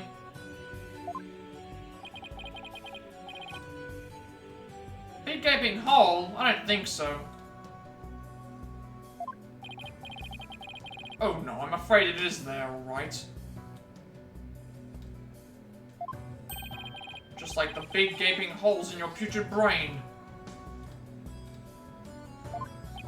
My brain is neither putrid nor full of holes. Not a zombie after all. Says the dead lawyer walking. He who has narrow vision focuses on what is before him, never seeing the big picture. Or as they say in your country, you cannot see the forest for the trees. For if it is as you said, and Lady Imi, the rebel slew acolyte zealot, rebel hunting Lady Kira, then the rebel hunter who would have been dead before the high priest was slain. That means the high priest could not have been slain by the rebel hunting Lady Kira. How could I have missed that? So tell me, who are you going to say killed the high priest now? Alright, I guess now we're a bit stumped. Do you finally understand the sheer size of the holes that riddle your putrid brain? I'm in hot water now. Don't have any other suspects in the high priest murder. You mindless zombie. You should have begun your journey into the Twilight Realm long ago. Now let it go, and move on. No, never give up. Just need to think things through and figure it out. Who's really killed the high priest? Right, revisualization time. Time to go and do Jimmy Neutron Brain Blast style stuff. If Acolyte Zealot had been Lady Kira, he couldn't have killed the high priest. So the question is, who did? Maybe I can get to the bottom of this by reviewing the events of this case in order. What evidence could tell me something about the crime scene before the murder? The dagger or Maya's testimony? I think it would be Maya's testimony. Makes no sense. Spring was stained red before the rite, but you already knew about that. Maya said that the spring had been stained red before the rite even began. Spring was already red before the high priest murder because of Zealot's blood or Tyros's blood? I think it would be from Zealot's blood, because Zealot, I think, died first, so it would have to be that. Because I'm not sure what happens if blood mixes together, if it would, like, compromise the... like, sort of make two different... it would either make two different things if it was mixed together, it would be an inconclusive result. That's right, Zealot had been killed in the rebel hideout the day before the rite. His blood had flowed into the spring. Wait a second, the high priest knew that Zealot had been killed in the hideout. So why didn't he report to the authorities? If Maya had been the killer, he could have easily had her arrested on the spot. Why didn't the high priest inform the authorities right then? I think the main reason would have been to keep the hideout hidden, because obviously him being a rebel, if he reported it immediately, if he reported it immediately, he would, the hideout would be exposed. So, because threatening Maya, he didn't really threaten Maya in the first place.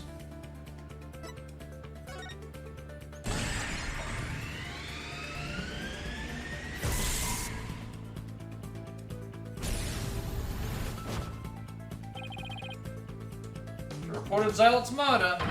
The authorities would find out about the hideout. That's what he was worried about. By going through the rite, High Priest risked having Maya see the spring running red with blood. Why did he have to go through the right? Did he want to? I don't know if he wanted to kill... He didn't want to kill Maya. If anything, framing her would have been a better option of the things to do here. So killing Maya makes no sense. So it would have had to have been setting up the scene during it.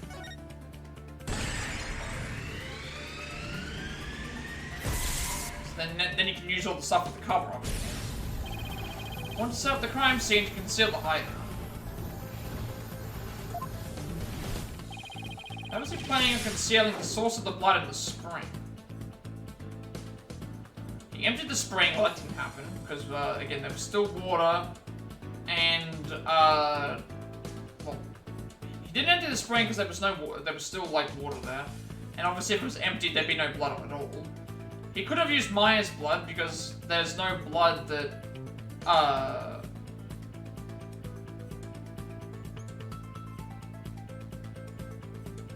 there's none of Maya's blood was on the scene. So, weirdly enough, he would have had to have used his own blood for this. Which would explain why we picked up stuff like that too.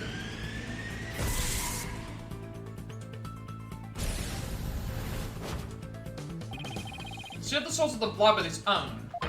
That was how we kept the rebel hideout a secret. All started to fall into place. Know who killed the High Priest? It was not Maya. We don't have enough evidence for a third party, and I don't think there's anybody else that's getting interfered in this case, so the person who had to have killed the High Priest was, Tyros and me. It had to have been. We're not convicting Maya. Not convicting Maya, we're not, we don't have enough, evidence for another third party, because we haven't got any, no other players have come into play with this. Can't believe it. The High Priest took his own life to keep the rebel hideout a secret.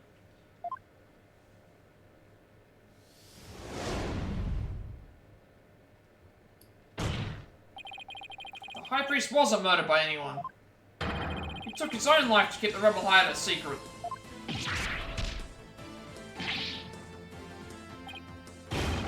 What's this? This is such a long case. We've been at this for 2 hours almost today, and that doesn't include the other two, I think I've had at least 2 or 3 other streams prior to this one, dedicated to this. The High Priest committed suicide? I have never heard anything more absurd. Objection. The lawyer has placed a stain on the good priest's death with his putrid brain. His putrid gaping holes are as large as the hole in his logic. What hole? You still fail to understand. You truly cannot see the forest for the trees. You claim the High Priest took his own life. But have you considered who brought the dagger to the Plaza of Devotion? After the High Priest was killed, the dagger was thrust into Acolyte Zealot's dead body. Only the accused, Maya Fey, could have done that. It is as Prosecutor Somebody says. Your claim is rather porous in its logic, and your evidence is too weak. You cannot prove that the High Priest took his own life to conceal the rebel hideout. Alright, the dagger was impaled in Zealot's body. His body has been placed at the plaza the previous day. Oh, Mr. Wright, would you care to respond? Zealot's body was already in the plaza the day before the raid. What if the dagger was also already in him at that time? Dagger was never within a sanctum. It was moved by Maya, it was moved by Tyros' soul, or he died by a different weapon. Can't be moved by his soul, because only Maya can do spirit channeling, and that doesn't make any sense. Maya didn't move it because she had no clue about what was actually going on, so the only way would be that if he died from a different way, he died a different way. He didn't die from the dagger. Of course, that's it. What is it? There was no need to move the dagger. It had already been stabbed into Acolyte Zealot's body the day before the raid. What? So that means... What does that mean? It means the dagger wasn't the weapon that took the High Priest's life. Objection! No weapon was ever found at the inner sanctum. If you will not listen to reason, then I will insist you prove your assertion. Show us what you believe the real murder weapon to be. The real weapon? Got nothing, but I know there had to have been a weapon there. Maybe if I think back on this trial, this far, I'll spot the clue I need. Oh, but the defense character tell us what the real murder weapon is. This is what really killed the High Priest. Okay. Well, we're going to determine that it's not the dagger because, of what we're saying here, so it couldn't have been that. The only thing that could have killed him here would have been the statue. Because they're the only two things that could be used as weapons that are in our evidence. Take that! What really killed him has been in the inner sanctum all this time. And its lethality has already been demonstrated by the late Acolyte Zealot. That's right, it was the Warbard statue.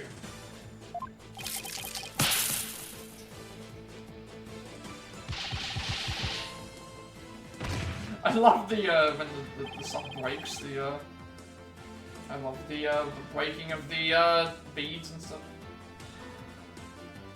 You believe that this statue claimed one victim's lives? Would you care to chime in, Abbott and me? No, he lies. Pay him no heed. Wyatt. Wait, what? What's happening? Oh, you're talking now. Never mind. Lady in me. Darling, don't you think this has gone on long enough? Believe, no!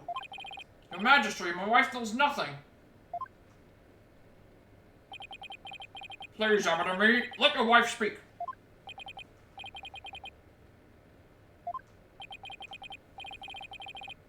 Now, Lady and me, please continue if you would.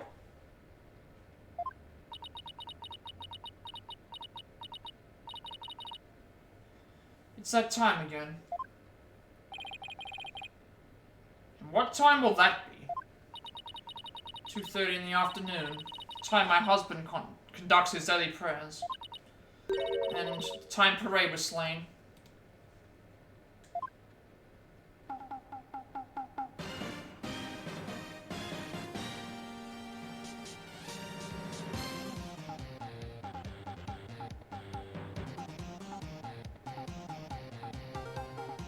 Still Samurai theme now?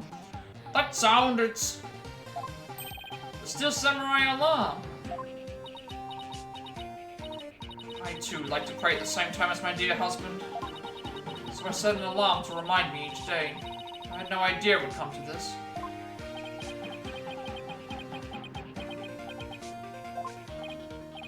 No, stop! She knows not what she speaks. Your Majesty, I am the one who slew Acolyte Zealot.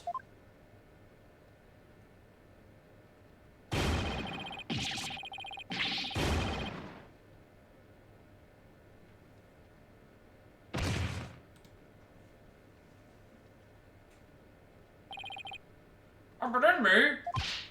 Well, summon a physician at once!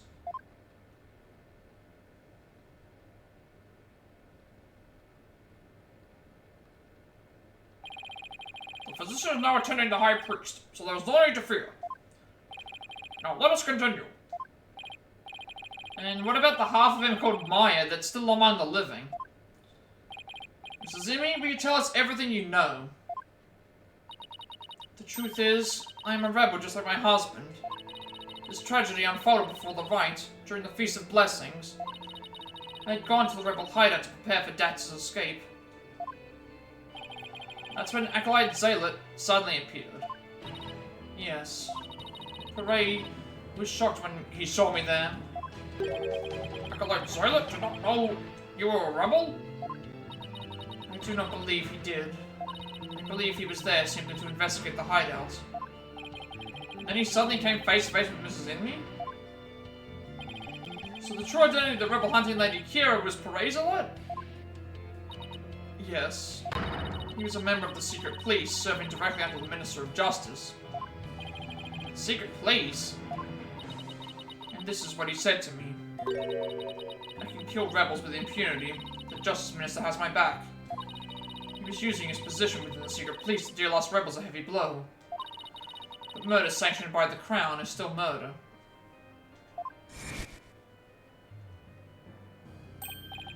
Even relatively, so Durkin and his insurgent scum buddies' days are numbered. What's that supposed to mean? Let's just say I got a little trick up my sleeve, so I'd watch it if I were you. Because you got a fine attitude, like one of them dragon dupes. Trick up Minister Inga's sleeve was Lady Kira?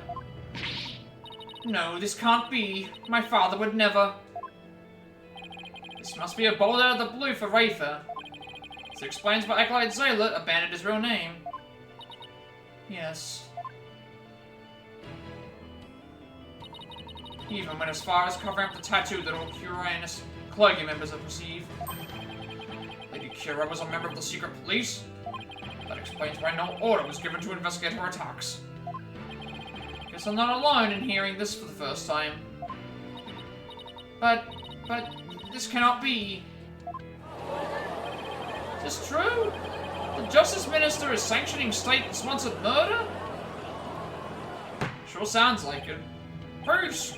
No, Lady Henry, please continue. Hooray suddenly lunged at me. That's when I pushed the stone slab toward him with all my might. But I never meant for what happened next to occur.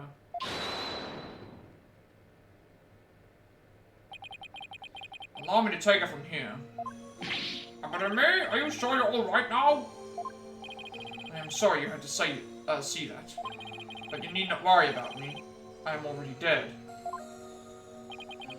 Please, we need to know what was so important that you would take your own life.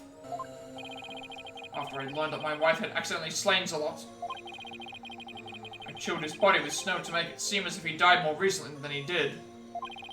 Then I later moved to the Plaza of Devotion and slipped the dagger into his wound. The plaza was empty at the time, for it was before prayer time had started. Finally, I placed his body in the prayer pose, knowing that no one would notice anything was wrong until the rite had concluded.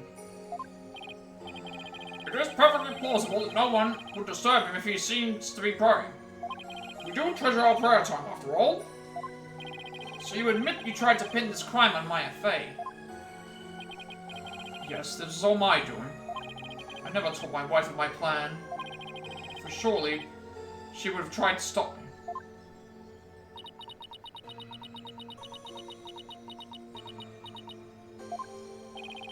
How did you get Miss Faye's fingerprints on the dagger?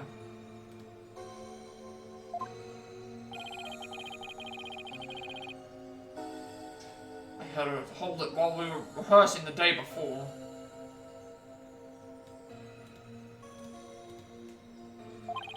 And right before the rite, I drugged her with a sleeping agent. Then I put Lady Kira's robes over the Warbard statue. That means I was probably already groggy by the time the rite started. Finally, I ended my own life to ensure that the crime would appear to have been by Acolyte Faye's own hand. When your body was discovered, Lady Kira's robes were on the ground. How did they end up there if they were on the statue? After I impaired myself on one of the statue's dagger-like feathers, I used the last ounce of my strength to hurl my body backwards. As I did, I grabbed onto the robes, taking them with me, as I fell back onto the ground. How terrible! What possessed you to do such a thing? You needn't have committed suicide simply to frame the accused. Prosecutor Sir Marty is one well versed in our kingdom's legal system. I would expect you of all people to understand. Understand what? This kingdom's legal system, Mrs. Emmy's crime, your suicide. Can't be. That would be sadder than sad. Why, I believe the defense knows of what the High Priest speaks. Yes, I finally understand. This explains why the High Priest took his own life. I'm thinking that the other main reason... Again, they're a part of the rebels, so... I'm thinking he took his own life because of this. The The Defiant Dragon stuff. I think it's got to do with the... If they get caught, they're probably gonna die anyway. Yeah, the Defense Culpability Act. Circumstantial evidence supports Mrs. Imi's killing of Acolyte Zayla in self-defense. However, it would be next to impossible to prove it without a lawyer. Yeah. That's why the High Priest wanted to pin the crime on Maya Fame.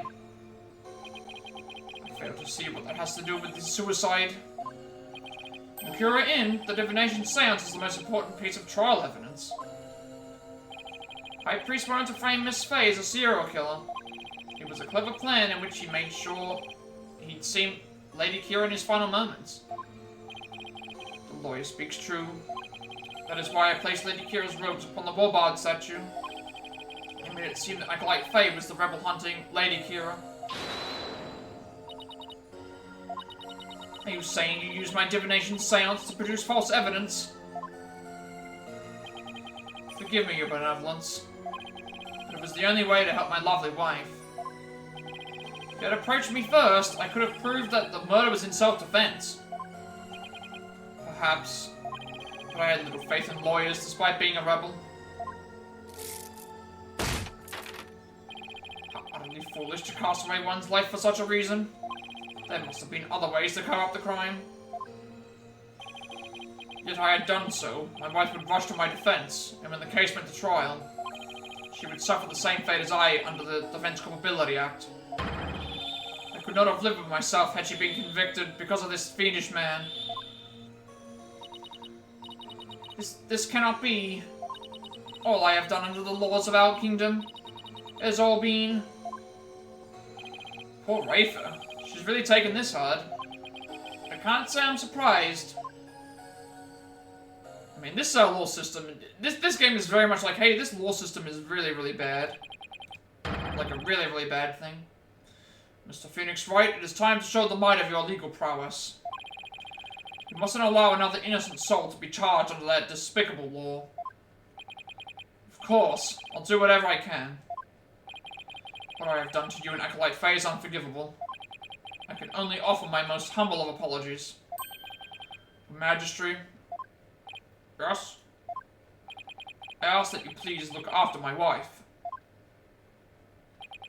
You have my word. Your benevolence, it is time that I return to the Twilight Realm. The Magatama of parting, if you please.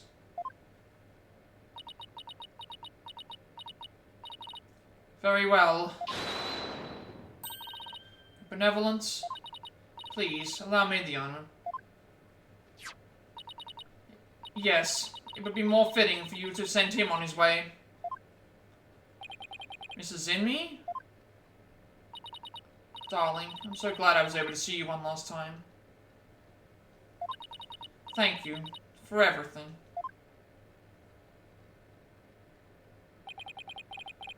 Sorry to leave you like this, my love.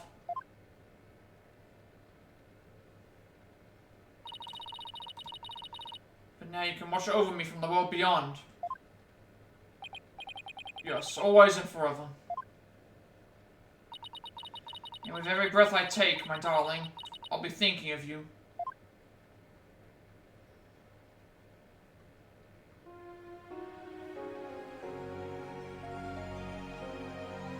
I actually get an animated scene this time.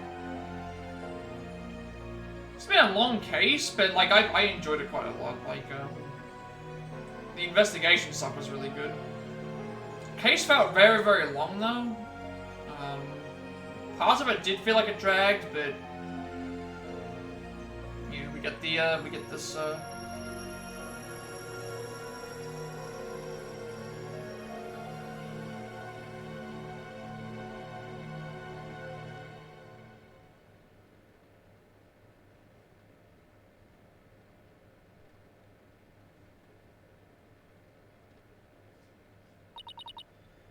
Farewell, my darling Tarost.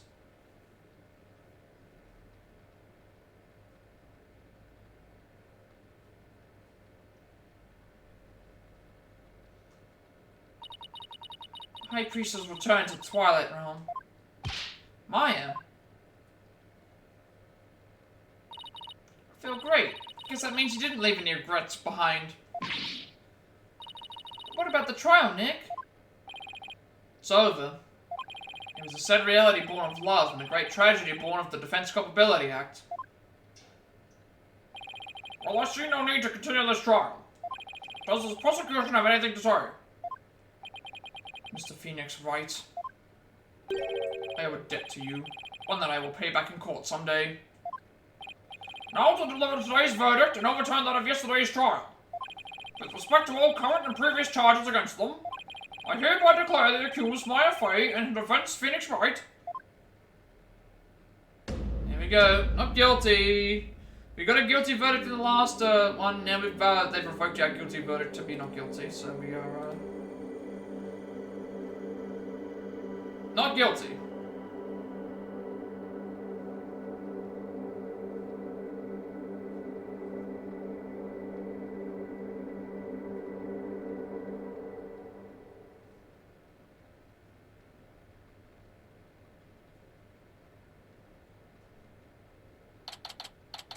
May 12, 4:20 p.m. High Court of Korean. Accused lobby. So I was thinking, Nick, the legal system here is really stacked against the defense. It's totally unfair. Yet even forced the High Priest to make the ultimate sacrifice to protect his wife. It's just so sad. Protect the status quo, or join the revolution. The real Lady Kira over here, I wonder which side she would take.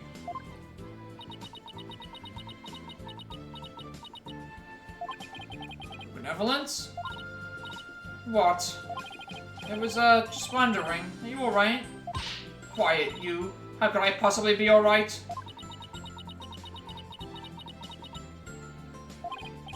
She's not doing well at all. Who do you think you are, suddenly appearing before me? Trampling my insights underfoot and plunging the whole of justice into utter chaos? You even desecrated my mother and father's teachings, you soulless infidel! That was a bit more extreme than usual. What am I to do? I had always believed that communing with the victim's minima would lead me to the absolute truth. But each time you overturned my insights, it was revealed that they served to support false charges, rather than the truth. I am left now with that heavy truth in my heart. Sorry, Wraither. Perhaps I am not worthy of hearing the voices of the Miramar. That's where you're wrong, your benevolence. Maya? How dare you? The role is to bring forth the voices of the Miramar into our world. If you don't do it, who will? You know nothing, Maya Fey. It was spirit channeling, not a divination seance that brought the truth to light. How dare an outsider like you employ the Queen's secret art? But what can I do? My spiritual power does not even approach yours. It is not a cruel joke. The royal priestess bested by a lowly outsider. You're so hard on yourself. Why not? It is worth a laugh. It is worth at least a laugh or two. You shouldn't talk like that. Listen, your benevolence. You were just fulfilling your duty, weren't you? And you're the only one capable of performing the divination seance, right? The station of Royal Priestess is not something to abandon lightly. The station of Royal Priestess? People of your kingdom believe in you, but if you really mean all that you just said, then what are they supposed to believe in? You know naught of what you speak.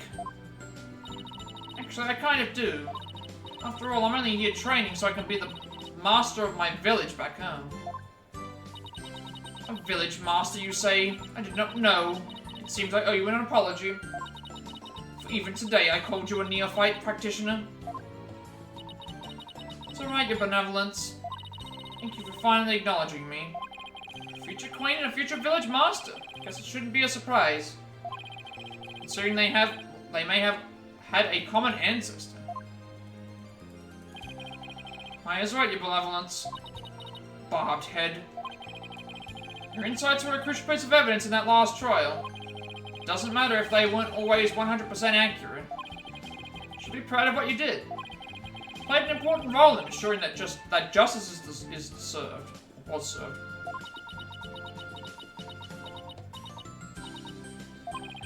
Besides, your insights aren't the problem here. It's your kingdom's legal system. Without lawyers, your insights have come to be accepted as the sole truth. The Defense Culpability Act, which gave rise to that, is the root of it all. But that is the dangerous thinking of a rebel. Your benevolence. As Crown Princess, you are destined to rule this kingdom one day. That means there will be many things that you alone must determine. Things like how to keep your people happy, and what is true and what is false. And most importantly, what role you must play therein. I wonder if I'm even up to the task. Knowing you, your benevolence, you're more than capable. Never heard Maya talk like this before. She's really come a long way. Wait, what? Is there a attack happening? Not another courtroom explosion, please. What was that? Came from the hallway. Smoke! We'd better get out, check it out, hurry! Mrs. Inme? Mr. Wright, Acolyte Faye, I'm so sorry for what transpired. You were almost sentenced to death because of me.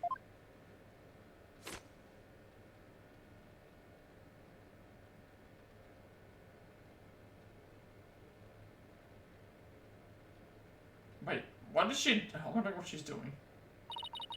I will make amends by picking up where my husband left off. I will see the revolution through, so nothing like this can ever happen again. For that is the death of my love for my dearly departed husband. I gotta get back to Dax's voice again. Lady Inme, we gotta hurry.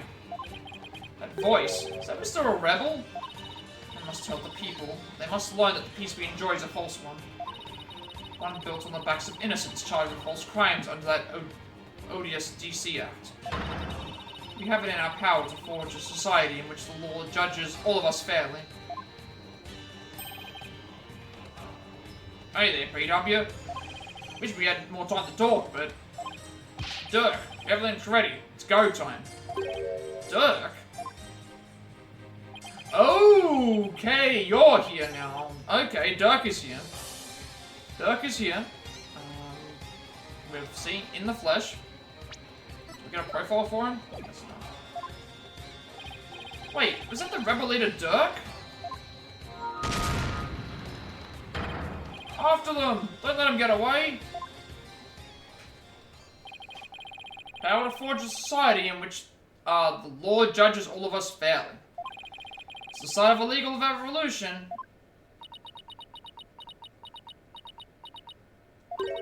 Hey, Nick. I hate to bother you while you're lost in thought, but I just got this great idea. What is it? The Steel Samurai versus the Rebel Dirk. I better make for another awesome TV show. If we throw the Plum Punisher in there, everyone will go nuts over it.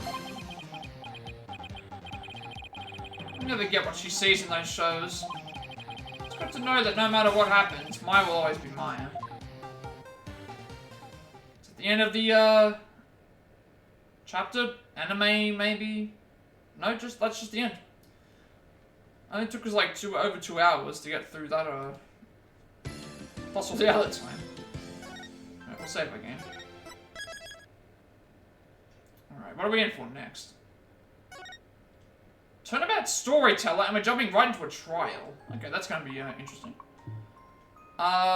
Sync up the trophy, obviously, for, the next, thing. So on to...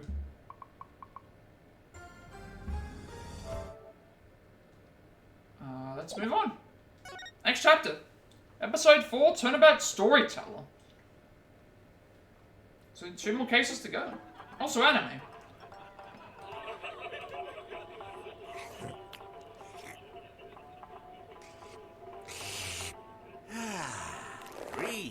I like that they're going back to the culprit that you see in the... What time is it? It's 9, 10, 11. I like that they're going back to the mysterious, like, black culprit that they show with the Shisho's dead. No, do you think he did it? No, if he did, then what do we do? Hey, pull yourself together. Don't worry, I have an idea.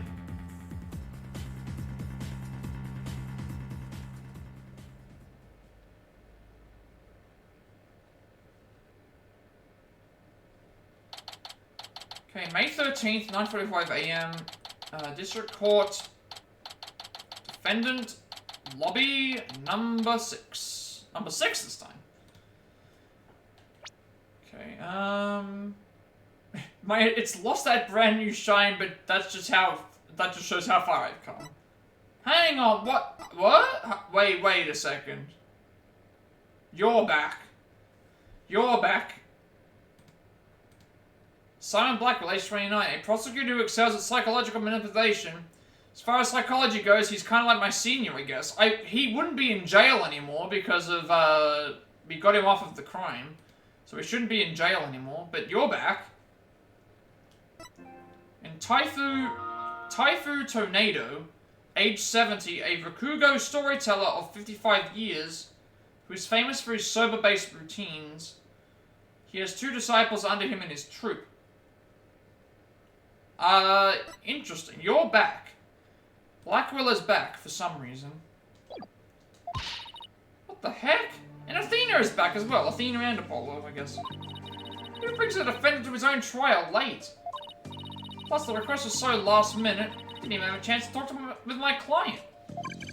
He's late. He's late for a very important date. Oh, never mind. We're playing as Athena. All right. Never mind. So I guess we're playing as Athena.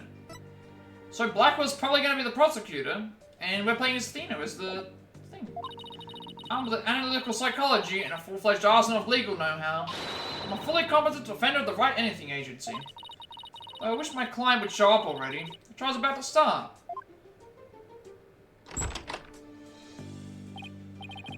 Appears we made it just in time. Where have you been? The trial's about to start, Simon. Wait, what? You're the client?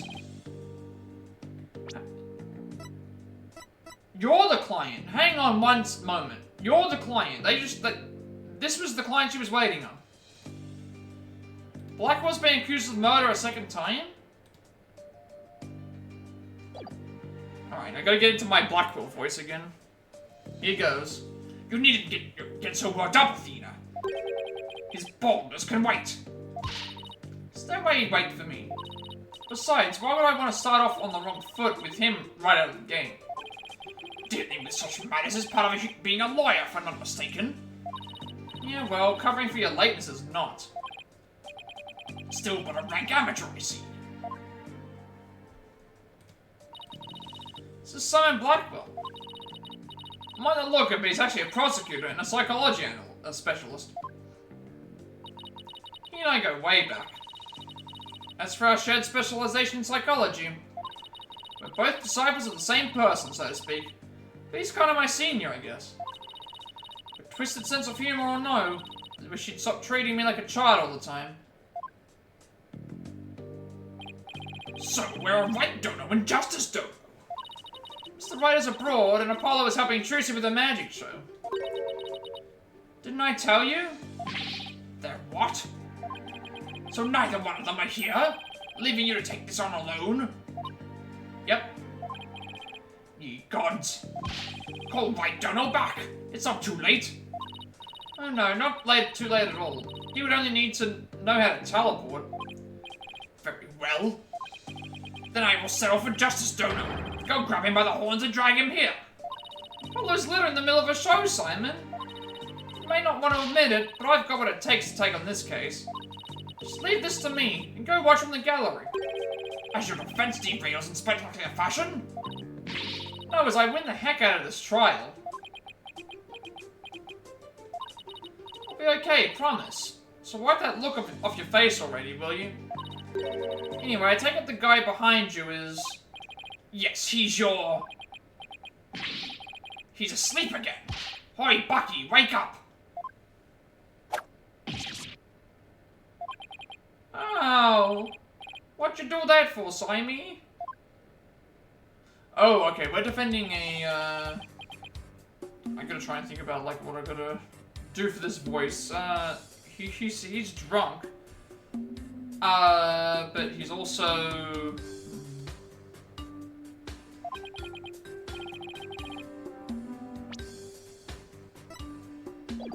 Ooh, this yellow chickadee. She is your lawyer, such as it were. I'd say she's more green than yellow, however. Lawyer? She sure doesn't look like it, does she? She's like your fellow apprentice or something. Something like that. I've known her longer than I've known you.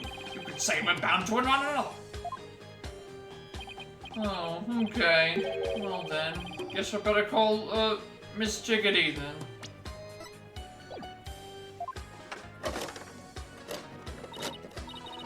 Simon, this guy's only rude, but he's 3 sheets to the wind at his own trial. I know we just met, but I'm just about ready to give him a piece of my mind. Do as you will. Just save it for after the trial. Miss Chickadee. Like, call me that. How'd you do? Simon here is an old friend of mine. I'm the 4th generation head chef of Wheat Sober. Wet Sober. Wet dude number 4, Bucky Wheat. Nice to meet you. It's nice to meet you too, Mr. Wet. So he can put himself together when he wants to. But then the trial wasn't starting in a few minutes. Having been accused of a murder that not only occurred yesterday, I'm afraid it's taken a toll on the poor boy. He happened to be there at the theater where it happened too, right? They said they found a Bakugo storyteller murdered in his own dressing room. Indeed. The victim, Master Storyteller Typhoon Tornado, was a longtime patron of Wet Sober. So Bucky Wheat, age 20, my client for this case and the 4th head of Wet Sober. He's still got a lot to learn about noodle making. Master Tornado had been looking after Bucky ever since Wet Noodle number 3 passed away. See, so the victim was kind of like a father to the defendant, huh? That stupid old fart, like a father. No way. He was always dishing my sober. How dare you speak ill of him? Running your mouth like that is why they suspected you of his murder in the first place. Now pull yourself together. Number 3 must be rolling in his grave. But sign me. The police. No, they don't believe me. They won't listen to me. Looks like you're still in shock from the whole ordeal. Don't worry, Mr. Wet. Everything's gonna be alright. I'm gonna defend you with everything I've got. You're in good hands now. You mean you believe me, ma'am? Of course, no matter what, I'll believe in you to the very end. Gee whiz, Miss Chickadee. Come on, I need you to shape up, just like all those al dente noodles of yours. Yes, ma'am. My sober is the freshest.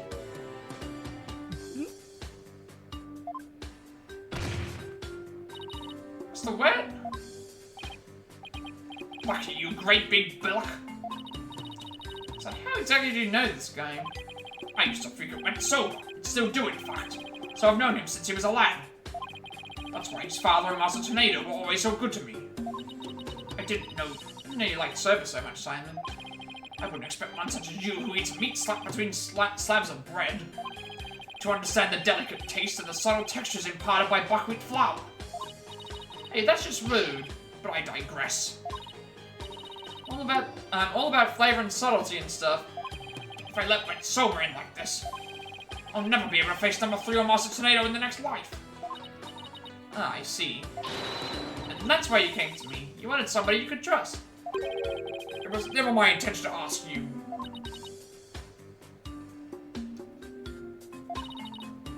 I'll show him I can handle it just fine. Well, I believe it's just about time. We haven't properly discussed the case yet. What's the matter? You look nervous, Tina. Don't tell me you're chickadeeing out. I'm just trembling with the excitement of battle, that's all. Let's do this. Come on, Mr. Wet. Get up off the floor. I've got a case to win. Yes, Miss Chickadee. I'm gonna do my best. Wet soba, wet soba, wet soba, wet soba, wet soba.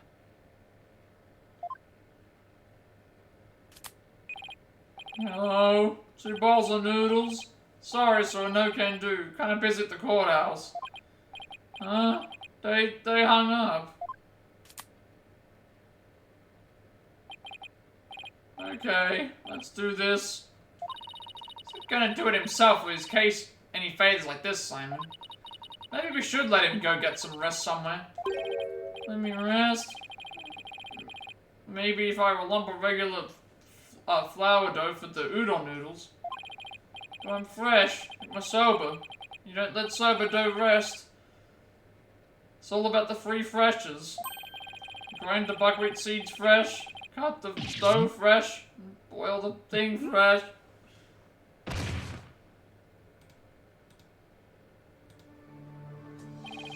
He's blacked out! Oh boy, I just knew something like this would happen. Son, what are the 3 freshes of soba he was talking about? First, buckwheat seeds or groats are ground to make buckwheat flour. Then dough made with this flour is cut with a large rectangular knife into noodles. Finally, the buckwheat noodles are boiled. Each step is done immediately, one after the other, so that the soba is freshened when eaten. So that's what he meant. Wouldn't want him to make me any soba right now, though, that's for sure. Athena, this is no time for idle chatter. You need to get to the courtroom now. Just remember, as a prosecutor, I will be unable to lend you a hand. So don't expect any help from my quarter. There you go, treating me like I'm incompetent again. For your information, I wasn't planning on asking you for help anyway. Just you wait, Simon, I'll show you. Mr. Wright and Apollo may not be here, but that's alright. I can do this on my own.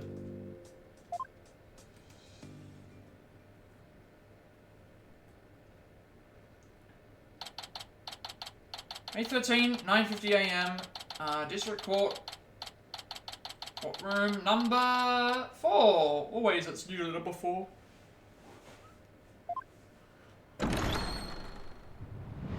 Day 1, court is now in session. All rise. Court is now in session for the trial of Bucky Wet. Defense is ready, Your Honor. Oh, you're back. The prosecution is fully prepared, Your Honor. What's this? No prayer this time, Prosecutor Samari? That is correct, Your Honor. To expedite these proceedings, I completed them beforehand in the lobby. How very thoughtful of you. By the way, what brings you back to this country? Chief Prosecutor Edgeworth himself called on me to handle this case. Besides, I have a debt to repay. Though my opponent is yet a callow thing, I have no qualms with sending her down to hell. Objection! You have a score to settle, it's with Apollo, not me. But more importantly, I am not a callow thing. I'm a qualified and capable attorney.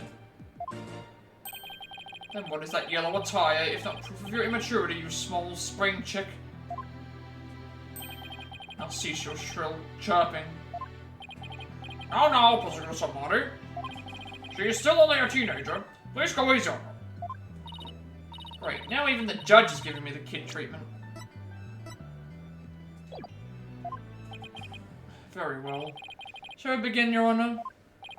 Yes, I suppose we should. Well then, Prosecutor Samari, please give me your opening statement. I'll show them what I can do. They'll be sorry they underestimated me. Certainly. Let the last rites of the victim commence. The incident is believed to have occurred at around 4 p.m. yesterday, May 12th, at a storyteller's theater called Kurukuru-te. The victim was a great master of the tornado style of school of Rakugo, or comedic storytelling. His name was Typhoon Tornado. scene of the murder was the theater's dressing room. It is accessible via the staff entrance hallway. It has an inner and outer sliding door. Backstage diagram and support record. Diagram of the backstage area showing the location of the stage, the dressing room, and the yard. The estimated time of death is between 2 PM and 5 PM.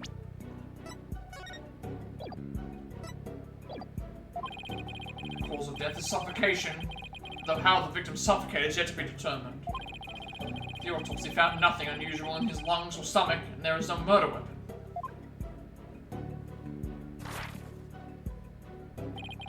I would now submit the incident report to the court. Crime scene report added to the court record. The crime took place in the theater dressing room. Master Tornado was found with his face thrust into a large soda bowl. Type of his autopsy report. The time of death is between 2 PM and 5 PM. The cause of death is suffocation. Suggested Marty, how can you name Mr. Wet as the culprit? You don't know how the victim was killed, or even with that. Or even with what, sorry. While it is true that the weapon and precise method are as yet unknown, the accused is the only one who had the opportunity to commit the murder. I will explain this assertion in further detail as we continue.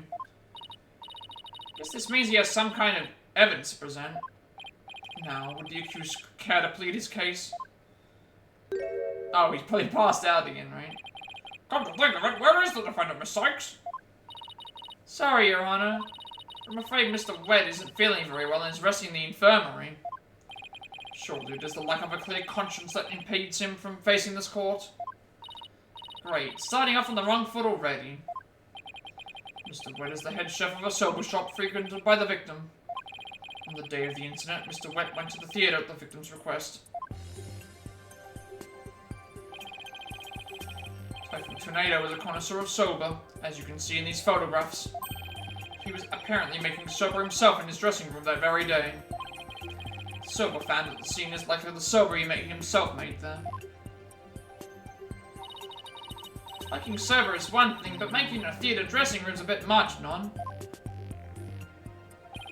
Master Tornado truly had a passion for soba, didn't he? For a man like that to be murdered by a soba chef is simply unthinkable. And yet the accused had ample motive. For in the victim's safe we discovered the deed to the accused shop. Mr. Wet was to inherit Wet soba when he lost his father recently. However, it's believed the victim stole the shop's deed during the transfer process. The victim believes the accused killed the victim in order to get the deed back. But soba deed, as the court record found in the victim's possession, it's the deed for the soba shop. The deed holder is Bucky Wet. A murder over the deed to a shop. That does sound like a plausible motive. Can we look at this?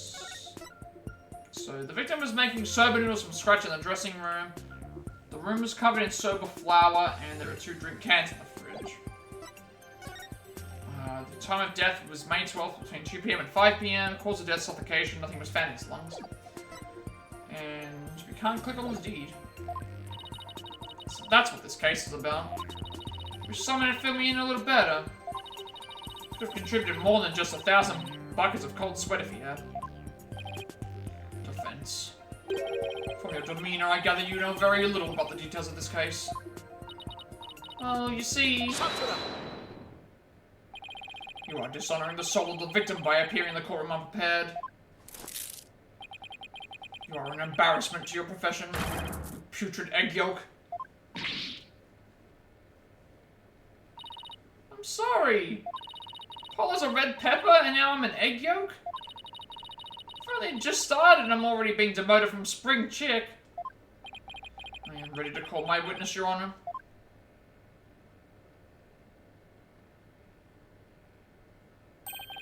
Let us listen to the words of one who was present when the crime was discovered. Someone who was there when the victim's body was found. Very well. Witness, please take the stand.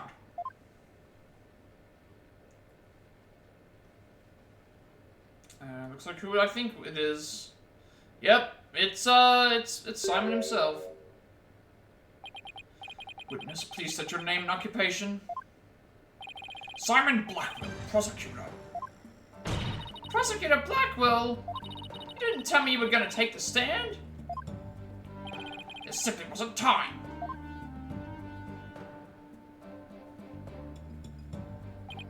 What a shame, Prosecutor Blackwell. Had you shared the damning scene you witnessed beforehand with the defense, you could have moved this trial along, saved the victim's soul that much faster. Damning scene? What in the world did Simon see? The prosecutor said Marty, was it? Before I give my testimony, there's something I'd like to confirm. By all means. This case involves rakugo, a very traditional form of Japanese comedic storytelling. Do you have enough knowledge of this art form to handle the case competently? You're implying that I am not qualified for this case? Not yet. I am simply trying to ascertain your familiarity with the topic for now. It is a prosecutor's duty to learn the background of any case he takes on. I did some research on rakugo last night, and have grasped the overall idea of it. How much could you possibly grasp in a single night?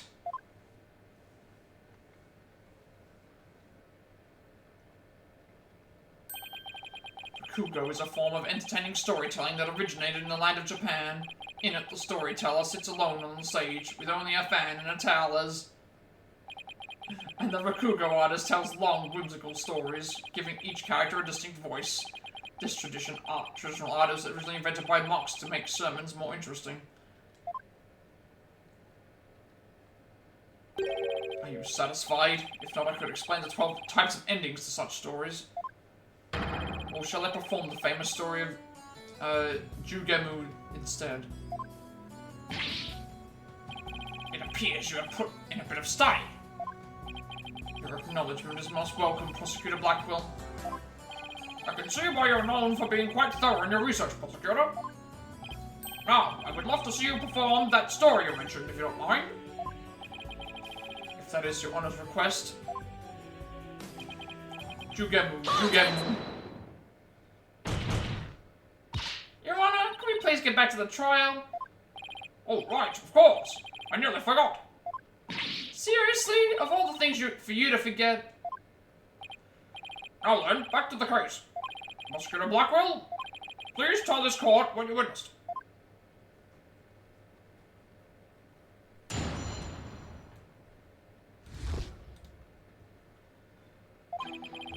I went to the theater yesterday and arrived at approximately 4 p.m. I went straight to Master Tornado's dressing room to say hello. Bucky went to the dressing room thereafter, only to come storming out a while later. Master Tornado's junior disciple Uendo apparently then entered the room soon after. That's when Uendo discovered Master Tornado's body. I might need to get a drink of water, because my throat's starting to get sore from doing Blackwell's voice. I might have to do that. It hasn't happened before, but it might be just because I, haven't, Now wait just a minute here, Prosecutor Blackwell. With testimony like that, you're practically accusing Mr. Webb of the crime. All I can do is state what I saw. I can't help it how it appears. But a qualified and capable attorney such as you should be able to dispatch it, right? Oh yeah, duh. Alright, I guess I better start by getting all the info out of him that I can.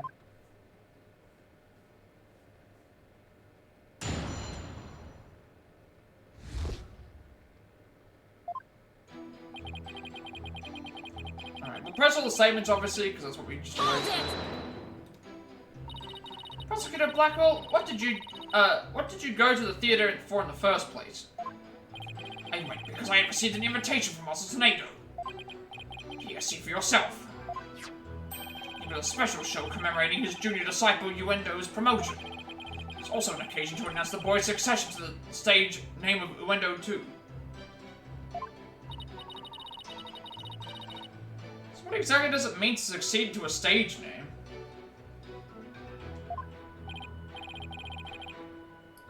You really don't know, do you? In the performing arts, a name succession is when an artist inherits a predecessor's name. I see. So there was another Uendo Rakugo artist before, and this disciple succeeded it, huh? What exactly did your invitation say? It contained a simple letter of salutations and an outline of the show's program. Oh, it appears Typhoon Tornado was going to perform Toki Soba or Time Soba. He's famous for his masterful pantomime of eating soba using only his fan as a prop.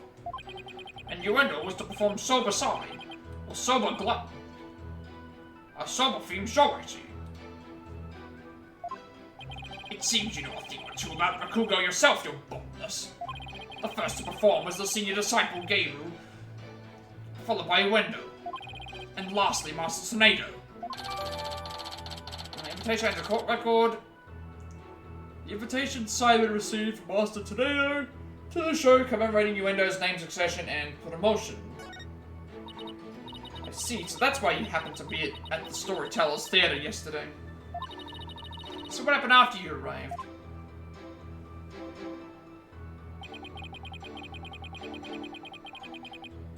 Hold it! How did Mr. Tornado appear when you said hello to him? I went with the intention of greeting him, but ultimately we didn't actually meet. You didn't see him? Why not? Gabriel escorted me to the dressing room, but we heard the sound of Rakugo being performed from within. Thinking the master was rehearsing, we decided to wait in the hall until it was done. You heard Rakugo being performed in the dressing room? Yes, not just me, but Gabriel as well. In other words, you can confirm that the victim was still alive at around 4 p.m.? Correct. I couldn't hear him clearly, though, through the doors, but I'm sure it was Master Tsunade. I could tell because it was the time sober routine being performed in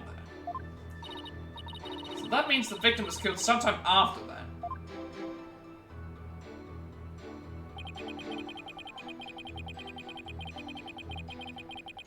Hold it! Please tell me indeed how Mr. Wet appeared at the time. Gabriel and I were waiting in the hallway for Master Tsunade to finish practicing, when Bucky appeared and entered the dressing room with his things. What happened after that? We heard what sounded like Bucky shouting inside the room. About 10 minutes later, Bucky came back out of the dressing room looking rather irate. This is most likely when the murder was committed. The victim was an elderly man. It would have been entirely possible to kill within the span of 10 minutes. But it comes with some kind of counter-argument and fast.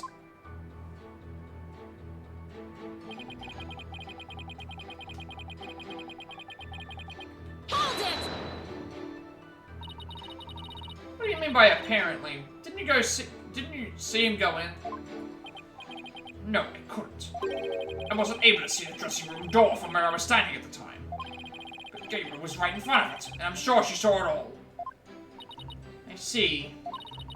Why do you suppose Uendo went to the dressing room anyway?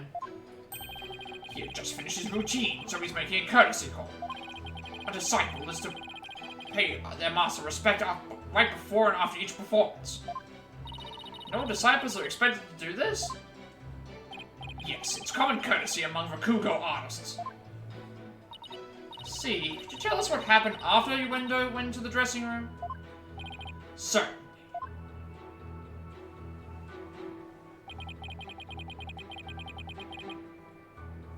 Hold it! How did Uendo act at the time?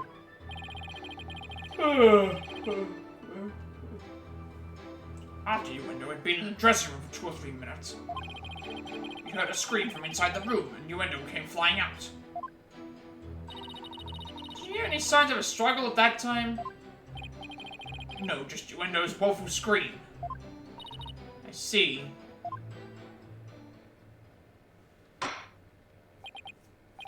Hold on, Prosecutor Blackwell. Your testimony has given us quite a glimpse into the sequence of events.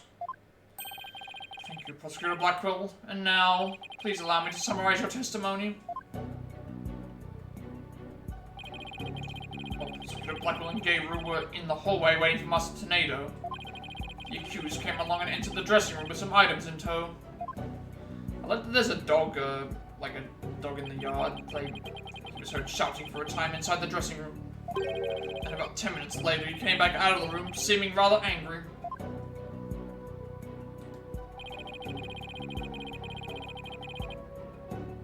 time after the accused had come and gone, Untitled Tornado went to the room.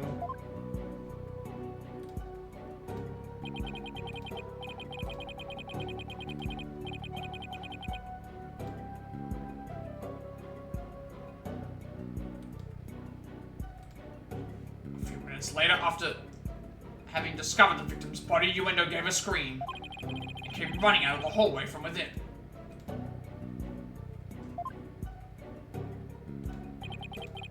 Prosecutor Blackwell and Gabriel then ran into the room and saw the body for themselves. From the circumstances, it's quite clear that the accused murdered the victim. I just realized I was voicing that as Blackwell. I'm supposed to be voicing it as Nayuda.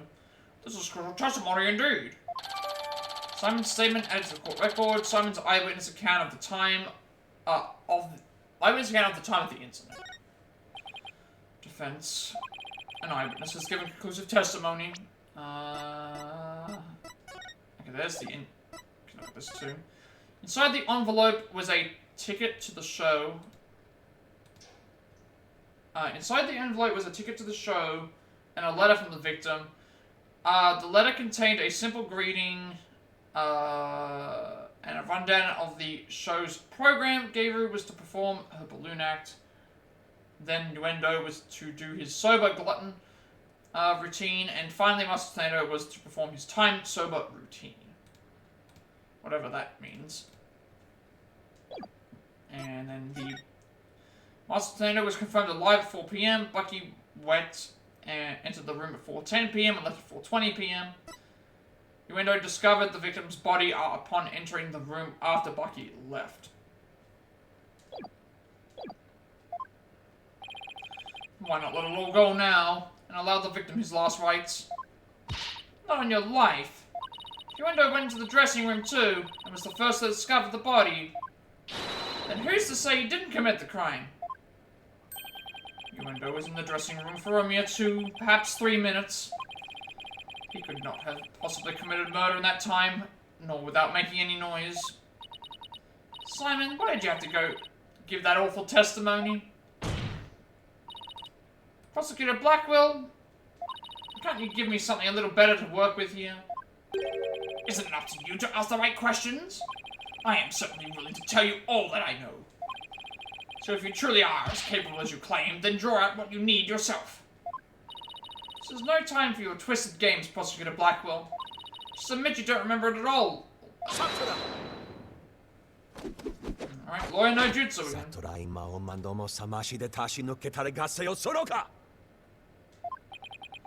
Prosecutor Blackwell, how can you collude with the defense like this? I see that you are no prosecutor. Be gone, witness. You shall haunt this sacred hall no more. How dare you treat me like some evil spirit to be exorcised? I'll remember this, you blackguard.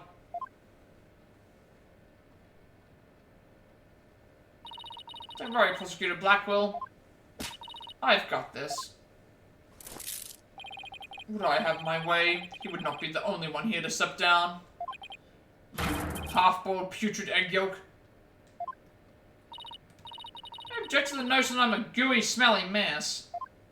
Prosecutor Blackwell's testimony was like the lowly opening act of a Rakugo show. He may hold the title of prosecutor, but this time he stood on the side of the defense. To restore balance to this trial, I would like to present an actual witness to the prosecution. And who was this witness? The person who was with Prosecutor Blackwell when the body was discovered. She is another entertainer of the Tornado School, Miss Gabriel Tornado.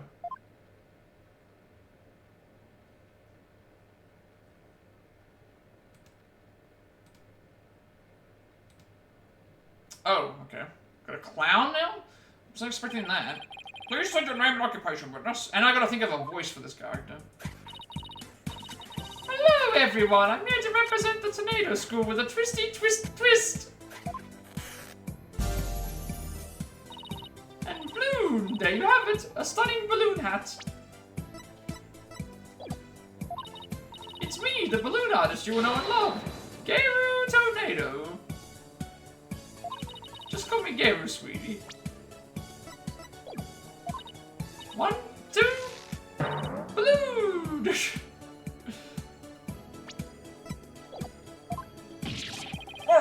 capture your audience's attention. I dare say I can't take my eyes off those balloons. Gabriel Tornado, age 34, balloon artist and her master's senior disciple. She has 12 years of performances under her belt. Please tell me you're talking about the hat, Your Honor. Oh, Mr. Dodgy, I'm so glad you like my performance. Would you consider joining my fan club? Would you please? Oh, absolutely. Please save your fanboying for after the trial, Your Honor. Anyway, Garu, can't help but notice you seem awfully cheerful for having just lost your master. Of course I'm sad. She sure would scold me if I didn't put on a big smile.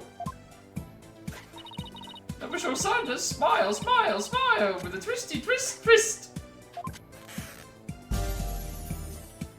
And blue, there you have it. One gorgeous cake. I see. I guess an entertainer's gotta do what an entertainer's gotta do. The balloon art's worse than a Rorschach test. All I saw was a 7 monster head.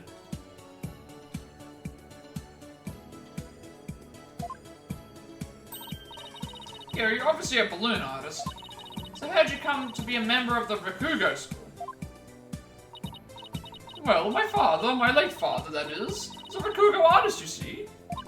So I joined the Tornado school to be just like my daddy someday. I see. My father and I owe so much to Shisho, our master, but that Bucky wet. Oh, how could he? I want to see him pay for what he's done as quickly as possible. Your distress is entirely understandable, and my condolences for your loss. And not only that, but he... You have more to say about Mr. Wet? Every time he comes to deliver soba to us, he yells at me. He always tells me to get away. Is there any reason why he would say such a thing to you? He says the smell of my perfume will get into his soba and ruin it. How can he say that? This is a great scent. Oh, very rude of him. I don't blame you for bringing up something. Excuse me, Your Honor, but please don't let Geru's balloons bias your judgment. Mr. Wet hasn't been proven guilty yet, remember? It'll be interesting to see how long that fire of yours will last, offense. Now then, Geru, please share the truth with this court. Yes, Geru, your testimony, please. So I guess we just had to press Blackwell to get a bunch of information out of him. That was all. Before the murder was discovered. From 4 PM to a little after 4:20 PM when Shiso's body was found, Simon and I were standing in the hallway in front of a dressing room. Before Uendo discovered the body, the only person who had gone in there was Bucky. Come to think of it, a little while before Bucky showed up, Jugamu was barking like mad. Prosecutor Blackwell, do you have any objections to this witness's testimony? No. Make up your bloody mind, sad monk, sad Marty. First you exercise me, now this. You need only do as you were instructed by this humble servant of the Holy Mother. And there were no objections, Your Honor. Let us move on to the salvation of the victim's soul. Hold it! Hey, I'm the defense attorney here, Prosecutor said Marty. I just might have an objection or two once I actually cross-examine the witness. So what are you asking Prosecutor Blackwell for? I'm the one you should be checking with. There is a passage in the sacred scriptures of Koreanism.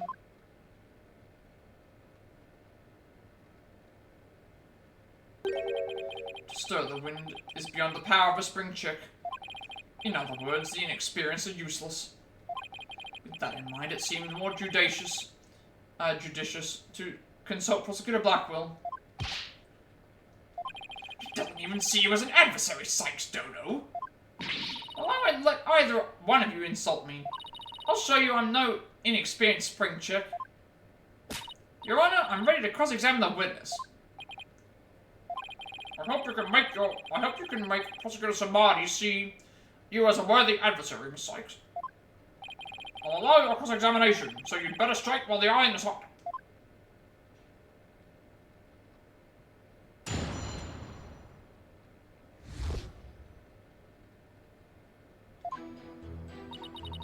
Press all the statements first, obviously. Hold it! So the murder must have happened sometime in the 20 minutes, correct? 20 minutes isn't a lot of time, is it? I don't know. I mean, what do you want me to say? That's what happened, you know? Isn't that right, Simon? Yes, Garo and I can both confirm that Master Tornado still lived at around 4 p.m. Oh, yeah, you can, can't you? See?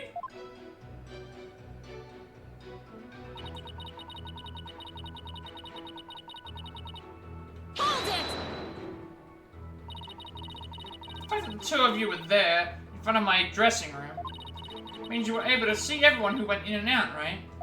Of course. What are you insinuating? That I was daydreaming or sleeping while standing up or something?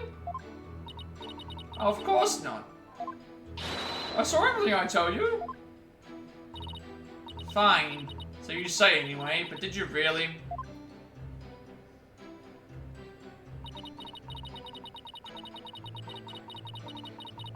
Hold it! Well, the defendant Nuendo entered around the time of the murder. That's right. That's why it must have been Bucky who killed poor Shisho. Let's take a deep breath, okay, Garu? So not a single other person set foot in the dressing room during that time. I already told you over and over, didn't I? There was nobody else. I must apologize on the lawyer's behalf. Even her memory is that of a spring chick's. Please overlook her transgression as best you can. Oh, I see, poor thing. Hang in there, sweetie. Hey, who are you calling a bird brain, buddy?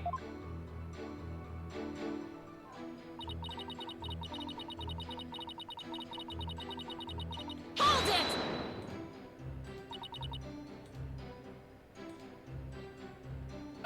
Jugemu? It's my doggy. I keep him at the theater. Let's see.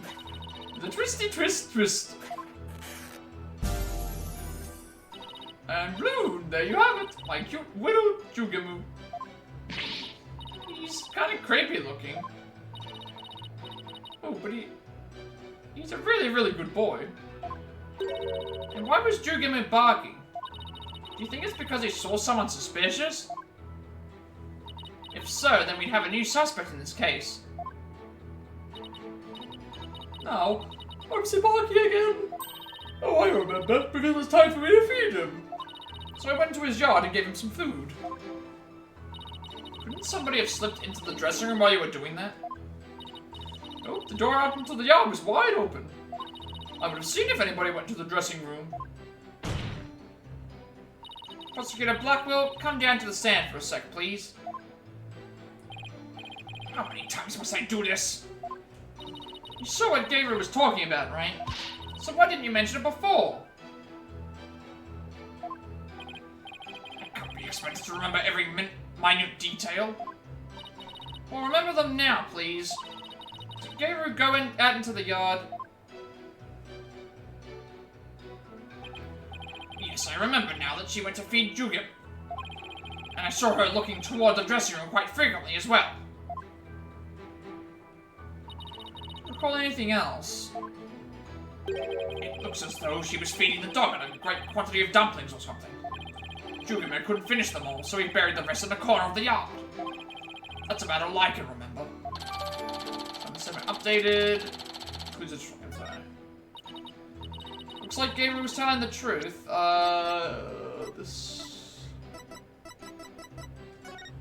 So now we have, before Bucky came to the theater, Gabriel was outside feeding a dog a number of dumplings. The dog buried his leftovers in the yard.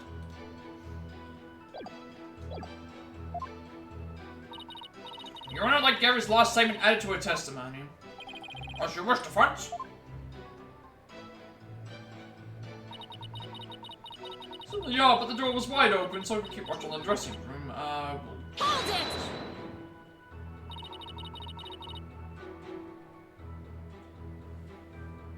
You know what this means, right, Gabriel? You weren't in the dressing room or in the hallway the entire time after all, were you? Well, okay, so I did go out into the yard, but it was just for a second. The yard door was wide open, so I could still see the dressing room in the whole time. The door was open so she could still see the dressing room. Prosecutor Blackwell, I need you to understand again, please. What am I, your lady-in-waiting? Do you remember anything about the time Gary was in the yard? Simply that Jugemu buried the food he couldn't finish in a corner of the yard. That's about all I can remember. I don't really need to hear about the dog again, though. When I finished feeding Jugemu, I returned to the hallway. And then I saw Bucky go into the dressing room, no question about it. Okay, so around the time of the murder, Garo and Simon were hanging out just outside the dressing room. Guess I'm going to have to find a floor in there somehow if I want to get anywhere.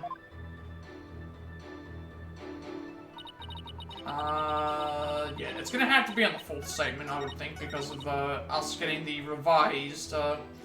When we usually get a revised statement that they talk about, it pretty much usually means, hey, this is the statement you need to present something on, because it's like you press all the statements, it's extended the statement, and then there's something that contradicts that statement, if that makes sense. So it's usually this one. The door was open. But yeah, this would be the issue here, is the positioning of the stuff. Objection! So you're able to keep an eye on the dressing room while you were out in the yard.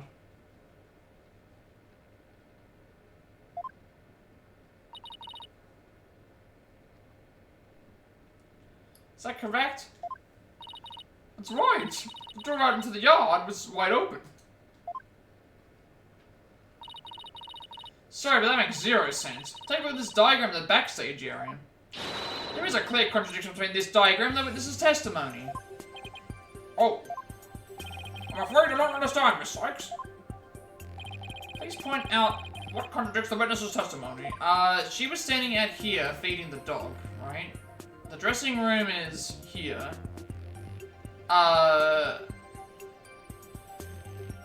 The issue is that if she was feeding the dog over here, how could she have seen through this window to then be able to see in this door? I think that's the problem. It's this door. Take that!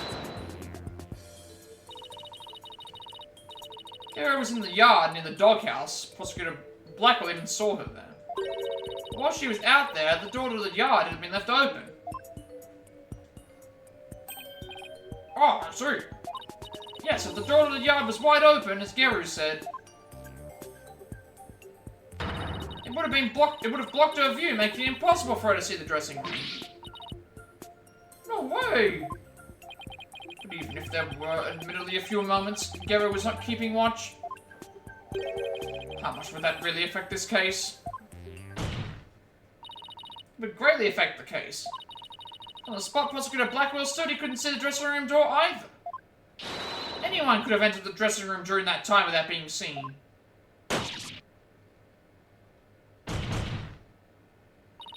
Gary, why did you try to hide the fact that you weren't watching the dressing room? Objection! Hide the fact. You speak as though you would think she had something to do with the murder. Rather than deliberate deception, it was more likely a simple oversight. Right, witness? Well, I was so shocked by what happened, I was just confused, that's all. Even though she is trying to keep a brave front as an entertainer, the truth is that she is being torn apart by grief. For her mind to be in turmoil is hardly unexpected. Yes, it must be very difficult indeed. To a disciple, one's master is akin to a real parent. Surely her shock is immense. The way this lawyer tries to pin the blame on this poor soul at the first opportunity. All I can say is, defense attorneys are heartless creatures indeed. But that wasn't what I was trying to do. Is it beyond your comprehension, defense? Your honest good argument is scarring this witness even further. If we ask the people of this courtroom, I'm sure they will agree. The gallery doesn't get a say in this. Are you afraid to find out that they think ill of you, or that perhaps you're in the wrong? listen to them now with that keen sense of hearing you were so proud of. He's right, that was harsh. She didn't have to go that far. I feel kind of sorry for the witness. Why is the lawyer's outfit so yellow? No, I was just trying to find the truth. Why is the whole gallery siding with Prosecutor Samadi? The people understand. They know what is right and what is wrong. That lawyer's still in training, isn't she? Why is she all by herself? I hear the voices of the gallery. I can hear the voices of their hearts. It's so intense. I feel so alone up here, fighting by myself. Are you afraid, child? It is ludicrous to come to trial with such paltry preparation of the soul. I command you to leave this courtroom at once. But I can't give up. I have to keep pressing on.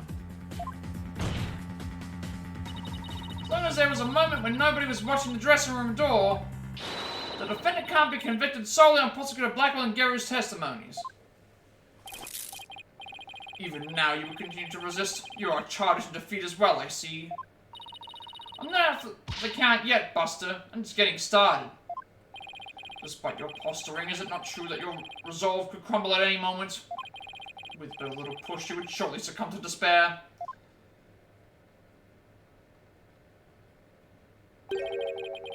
A little push, such as with this piece of conclusive evidence. Conclusive evidence, huh? That is correct. We found a critical piece of evidence at the scene of the crime. The victim's dying message, which clearly implicates the accused Bucky Wet.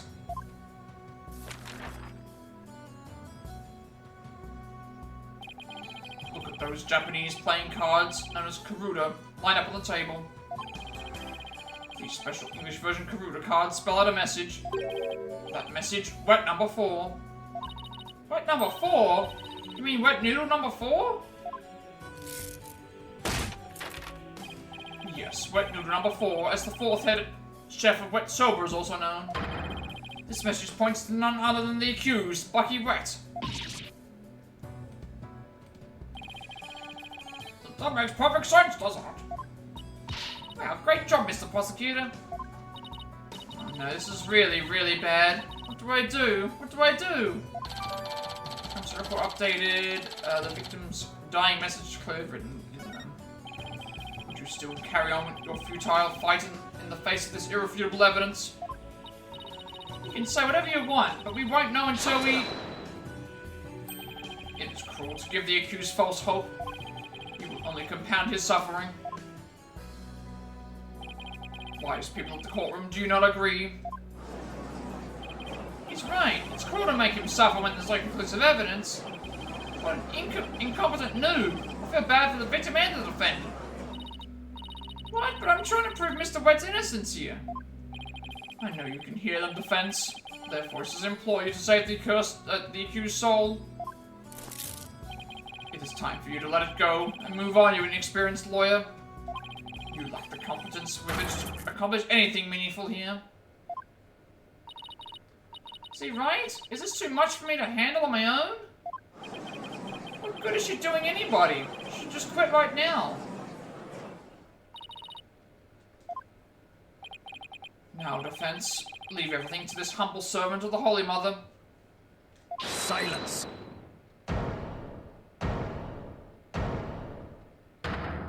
Oh, well, he's on our side now.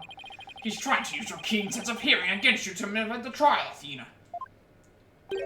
What a cheap trick for a supposedly holy man. Simon?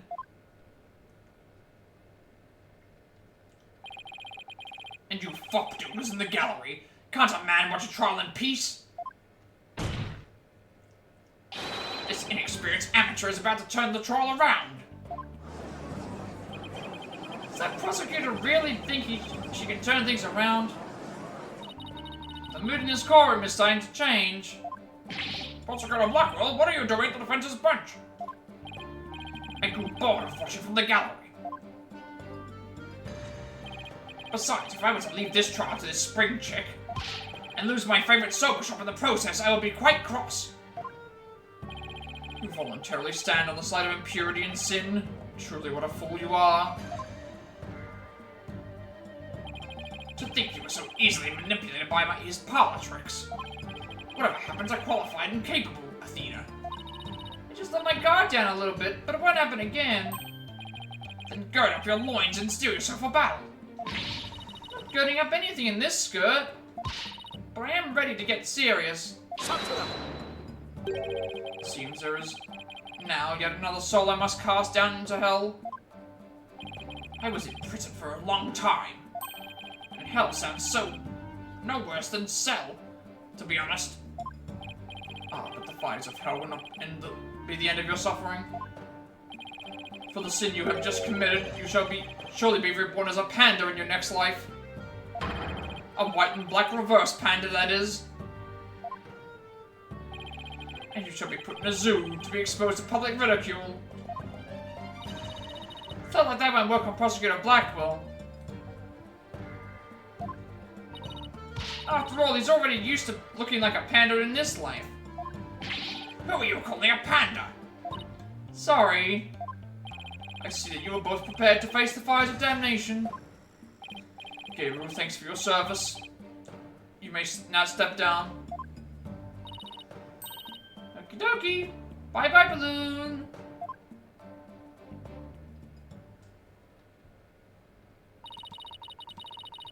Does everything have to be about balloons with her? Now then. I have a witness prepared to testify about the Karuta cards. And who was this witness this time? The first to discover the body, and someone who witnessed the crime scene firsthand. Mr. Uendo Tornado. The time has come for that ponytailed pair over there to finally let it all go and move on. Very well, let's bring in this witness then. Another witness, huh?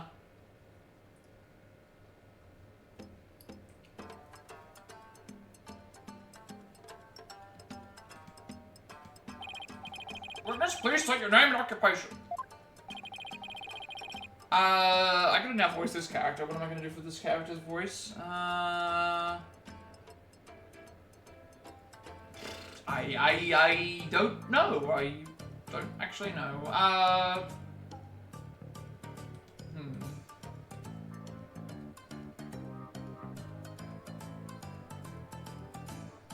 I'm trying to think like what someone would do as a storyteller. Oh, I guess I could do like a. I am the Rakugo storyteller, Uendo Tornado. Even if my performances isn't worth watching, I will certainly watch my words. Wouldn't want to say anything thoughtless and get arrested. After all, that'd be a Raku no-no. Thank you, everybody. Good night. Hold it! You can't leave yet. You've only just introduced yourself. Oh my my. Are you a fan of mine, miss? Would you like my autograph? One moment.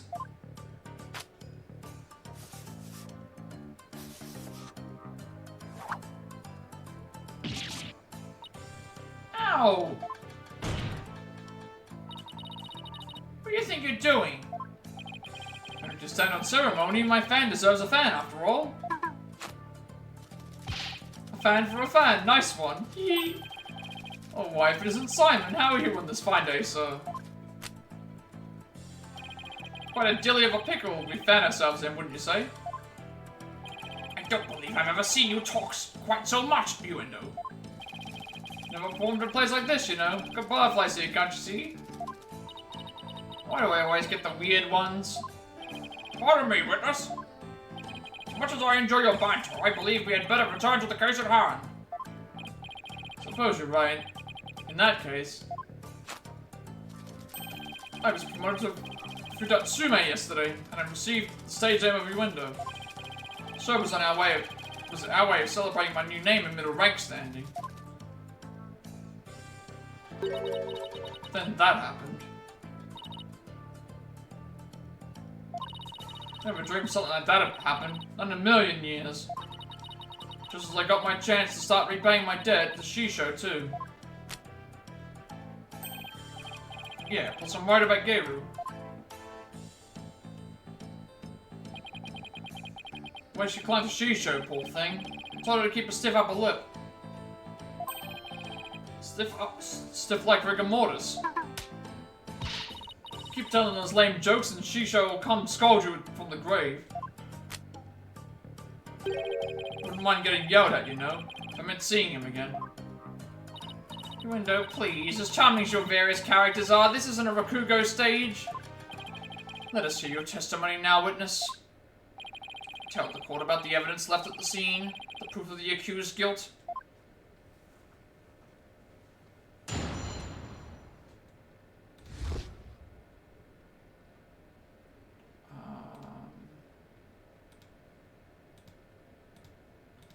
Shisho's dying message. Notice Shisho's dying message right away. The stiff cards were right there next to the stiff, you see. Hey now, enough with the silly puns already. Anyway, I got the meaning right away. You must have been talking about Bucky. That was the monster's final message, left as he was drowning in sober broth. It's so like Shisho not to write Bucky's name outright. Plain and simple wasn't my style. Well, that was certainly a more entertaining testimony than usual. The variety of characters performed by the witness was absolutely splendid. He shouldn't be performing any characters in the first place, Your Honor. Innuendo, the murder weapon hasn't been determined yet. So how can you say that the victim was drowned in sober broth? It's obvious, all you have to do is look at the crime scene. He was found with his face shoved in a bowl. It's only natural to assume he was drowned in the broth of the noodles. So we're not here to assume things, Uendo, so please stick to just the facts. Also, we haven't checked his profile yet.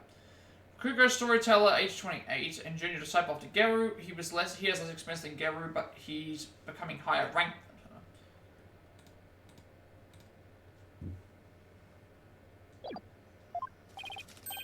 her. My, it's so like a sober chef to kill someone this way, wouldn't you say? I think the Karuda message you left behind, it's clear Bucky Wet did it.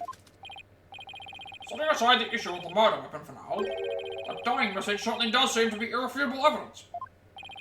Indeed, it proves the absolute guilt of the accused. Even I gotta admit that I can't see how that message could mean anything else.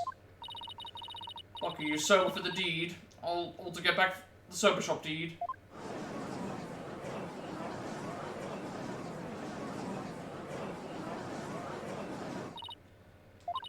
This testimony makes Mr. Wet look super guilty. I have to do something. That's his conclusive evidence? What a farce. What do you mean, Simon? What's this? I thought you said you weren't planning on asking me for help. I did, and I won't. Thank you very much. Someone must have found an inconsistency in the testimony. Better listen carefully and try to see what he found. I'm kind of, like, not getting a lot of range with these voices because I just don't really know what I would want to do. Got 6 statements. Hold it! You went to when you saw the cards on the table.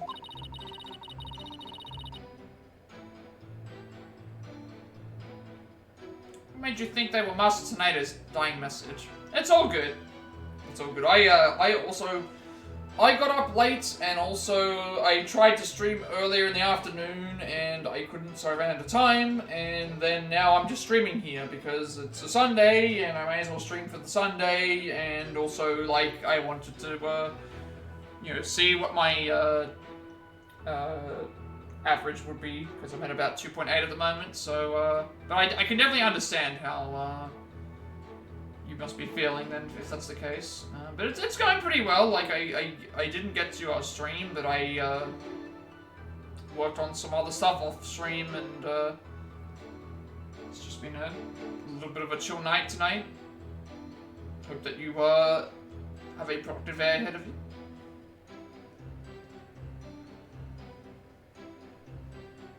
Yeah, I can completely understand about, like today logging for me was really chill though. I don't think I ever had any more than 2 streams up at once, so was actually kind of like a really easy, like, it wasn't a really panic-filled day with like 7 streams up and things, so most of the time I had about 2 streams up. Oh, there was a coded message right there next to the body. Also, Panda, they were making fun of the pandas. The prosecutor threatened to threatened us and said that he would make, if you remember Simon, the black and white prosecutor, he said he would be sent to hell, and then if he was ever reincarnated, he would become a reverse panda, and be basically put in a zoo for public exposure. So that happened today. Well, that happened in the stream. The prosecutor threatened that to us.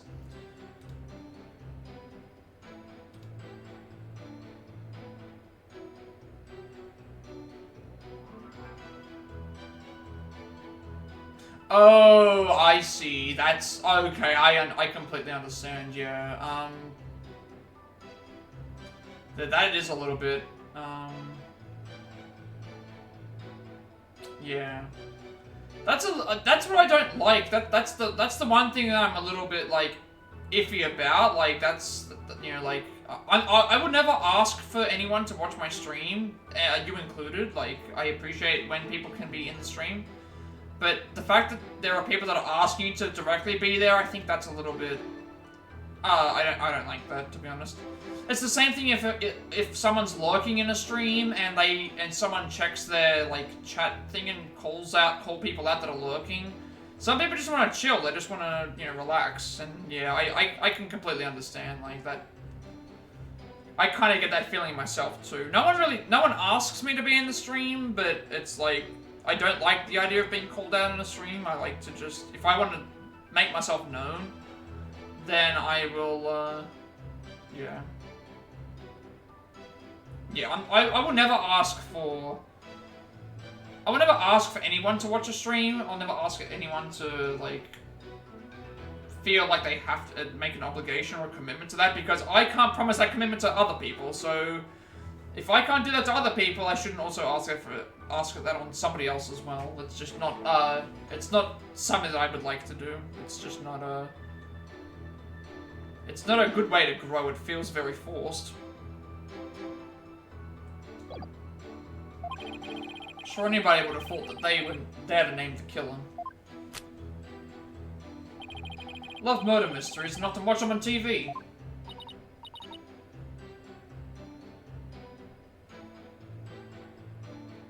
Yeah, it does become a lot. I can definitely see that is the case. It's just it's one of those things. It's one of those things. I think a good thing about like people that I know that stream, they don't really ask people to watch. It's more so just like when someone pops in, they'll say hi, or they'll go and lurk a bit, or they'll think it's like it's not really like it's just one of those things. But again, teach their own, of course. I can only project what my own opinion is, but never like force someone on to do something or think the same way. Saw a similar scene during a murder mystery marathon last Tuesday. That's what made me think. This must be a dying message.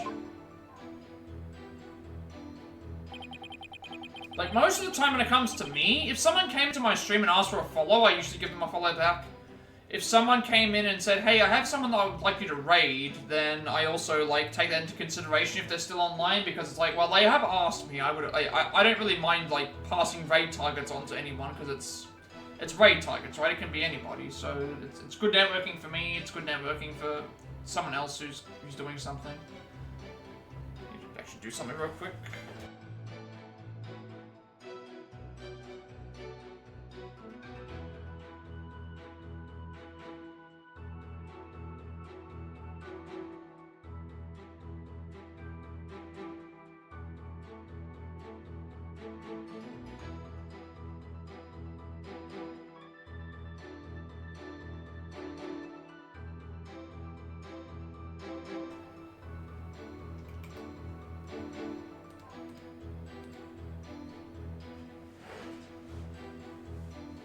Like, I'll tell you right now, it does become overwhelming when I have, like, 7 streams up, Discord stuff, messages, YouTube, setting up my own stream, interacting with stuff in real life.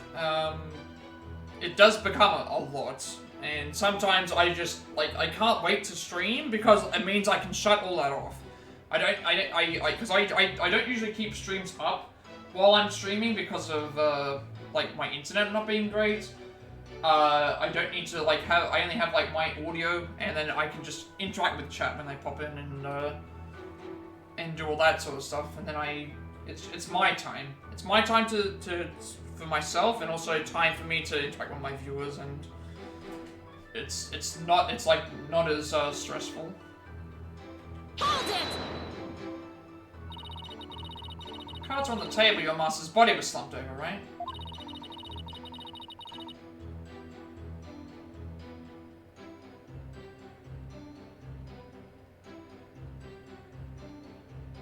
Yeah, yeah.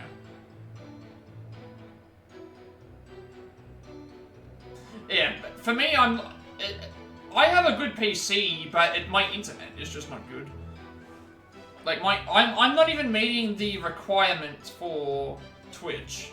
The requirement for Twitch at a minimum, or the recommended, is like 10 to 15 megabytes, 10 to 15 megabyte of upload or whatever.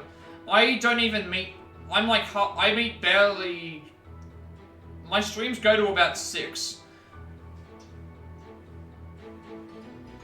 So they're like, so I'm already below the recommended, like, streaming, like, amount. So if I started adding in a bunch of, like, other streams and other things going on in the background, it's gonna probably, like, become a bit too much. But yeah, it's like, I don't really know what to say, because, like, for me, I kind of just put up with it, if that makes sense. I kind of just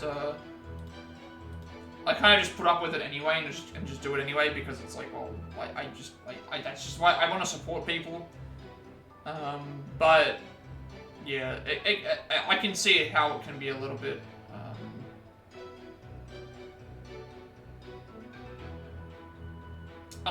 much.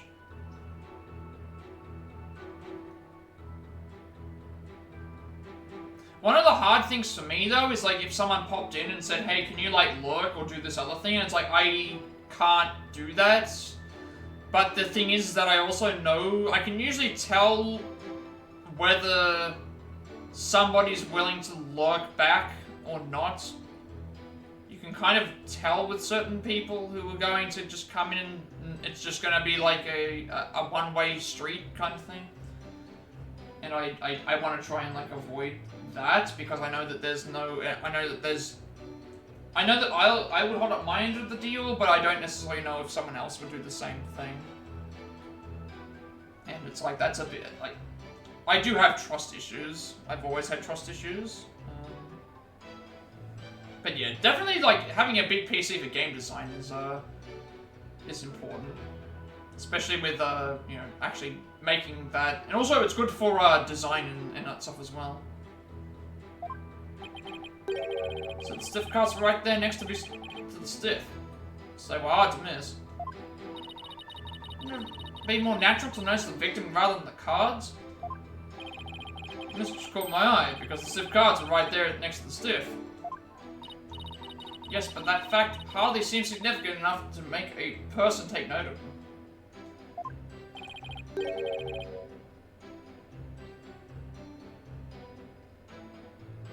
Yeah, I've been there. I've been there, but I've only had one person as one viewer in my streams. It does happen, but yeah.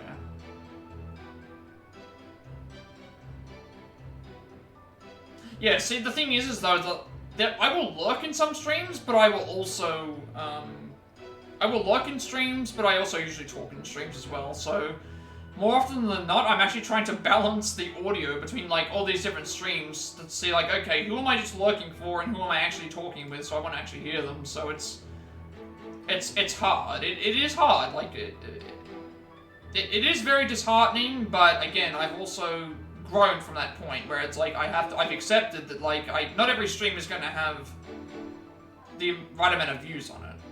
So it's just one of those things, and I just go along with it. It's not that bad. You just get used to it. You play the game as if you do the same thing as if you're talking to one person or talking to 1,000 people.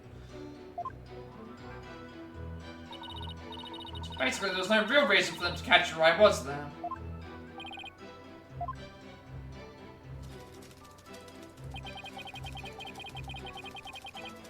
Hold it!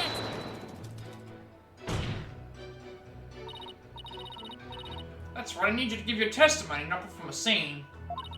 Please remember you're on the witness stand, not the stage. There are all these wonderful people in the audience. It's only natural for an entertainer to want them to have some fun. Guess we can let a few jokes slide, right? Oh, the inevitable bleeding of your work into other areas of your life. I know how that is. I find myself being unwittingly judgmental in my personal life, too. That's exactly what I'm talking about. Well done, Your Honor. Guess you can't judge a judge by its cover. Another thing you've got to remember is, like, even when people raid and give you a number, there are often people who are in the raid that themselves were already lurking in those streams, so it's like, you could even have, like, 10 viewers and most of them aren't even talking. It's just one of those things where, you know, you just kind of appreciate it as you get it. It's not really, yeah, because not everybody is available 24/7 for, you know, chatting, and not everyone's interested in necessarily in the games that people are playing.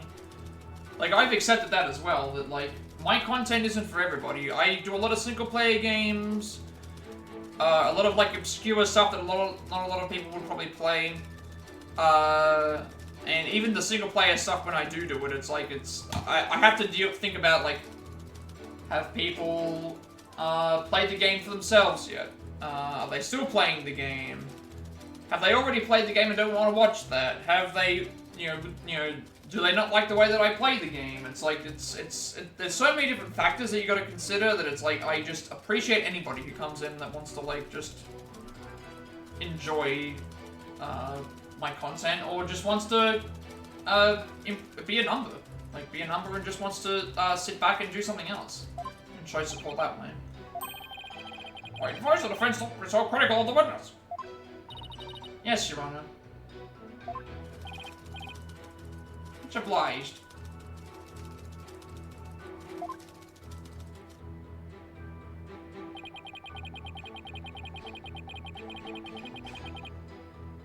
Yeah, that's I do appreciate that. Alright, I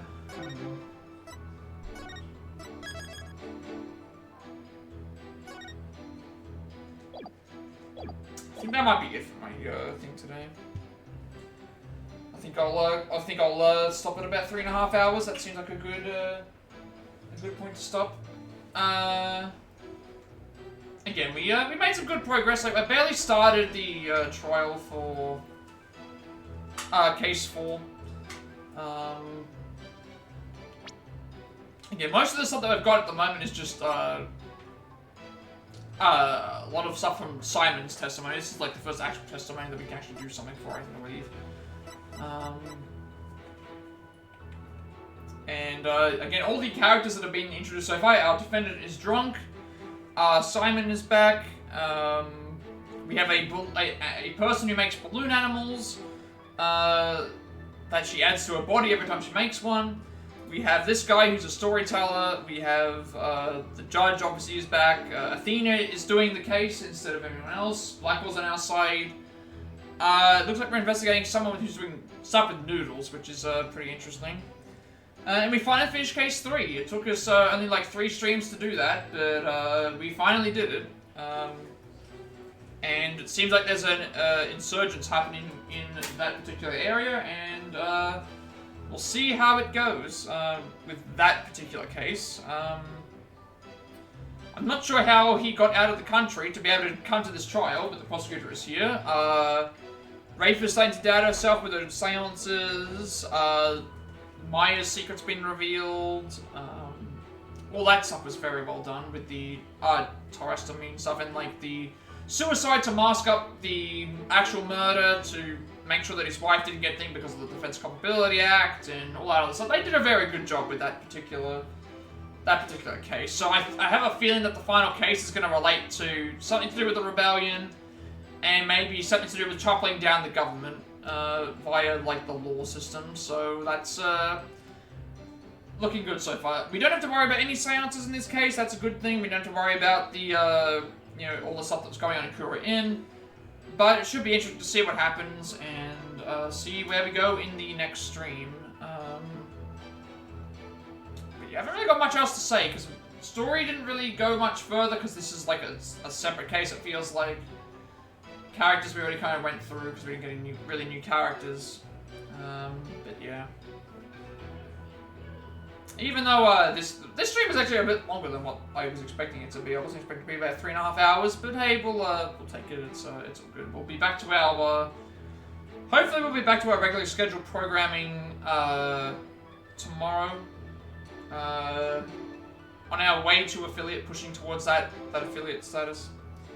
We're at 2.8 after this stream, so 2.8 after this stream.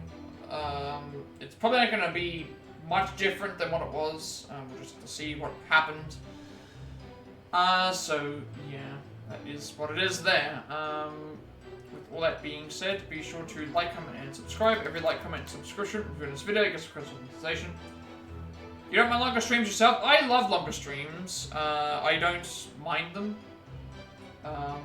Again, if I have the numbers, then obviously I'm not going to complain, but lengths to me don't really matter. It's like I'll go for 2 hours, some days I'll go for 9 hours. It just depends on how much time I get and what everything else that's going on. I just like to have chat interaction, or like if I'm really enjoying the case, or you know, I'm seeing my numbers are around a really good point. Like I don't know. At this point in time, I have one goal that I'm set on trying to do. So it's just one of those things. I'm just like hell-bent and set on getting that goal. So we're gonna try and push for it as much as we can. If you like, comment, and subscription for this video, gets closer monetization. Some of my content for everyone. My content will become more accessible to find. I upload all my past playbacks as well as Let's Plays and Let's Plats to the YouTube channel. Till I get all these links sorted out on YouTube, which is I think on the 1st of October. I have to link everything here. It's fine. You can find all the way some of the games list as well. All the past games we have played on stream, as well as all the speedrun stuff, upcoming games with DLCs, and that I gotta get as well. Speaking of DLC, I might be getting something for that coming up. We'll have to wait and see, depending on the what it is. Also, working on more Plat paper segments of games. We have the Plat Trophy, as well as switching things upside with games on the Switch, along more Trilogy strategy experience, Untitled Chapter experience, Pokemon and Nuzlocke, so I'm continuing those.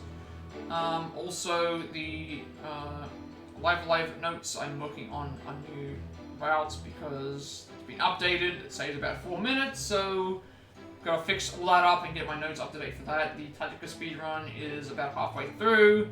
The individual levels for Octopath Traveler are coming along as well, and finally got the challenge runs for. I've got the individual level run for Live as well, and the challenge runs for those for Genocide and Pacifist, Edo Japan, as well as the All-State Boss Rush, maybe a few other surprises. I'm really liking doing live stuff, but I just haven't found the time to really do it as of yet, so we'll just have to wait and see when we get around to that and how long it takes me to get through all these guides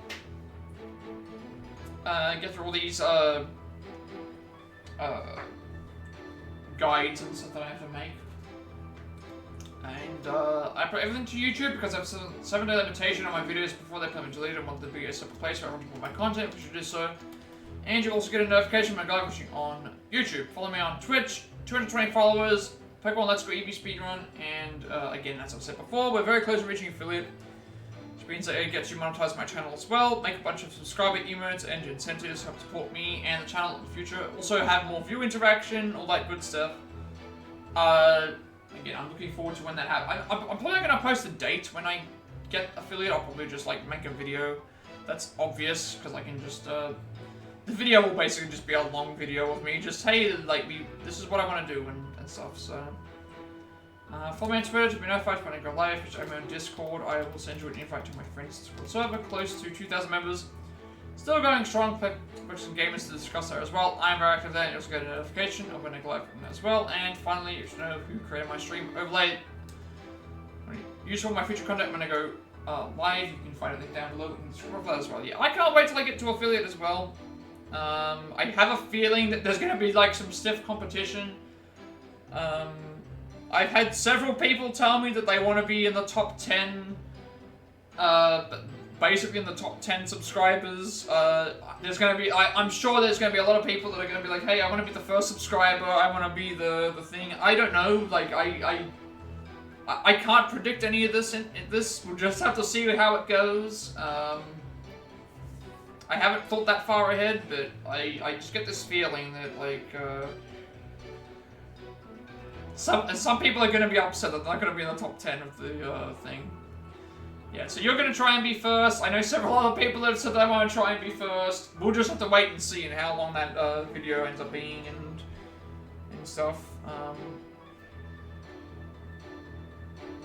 I appreciate no matter who, if it's the first subscriber, the 10th subscriber, the 100th subscriber, whatever anyone wants to do, I will appreciate each and every one of you for doing for that when we get to that. We'll see how it goes. But yeah, as always, before we head out, we always make sure we raid somebody, so if anyone has any raid requests, I will happily give them, take them, otherwise we'll just see who's online. And see if there's anyone currently streaming right now.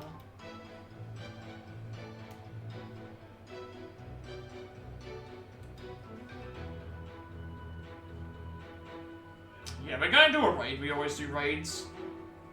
Always raid. Always raid, if you've got one viewer, 2 viewers, doesn't matter, just always raid. It just helps out a lot. Alright. Let's raid Nessie. Why is this not letting me mute? Okay, hang on a second.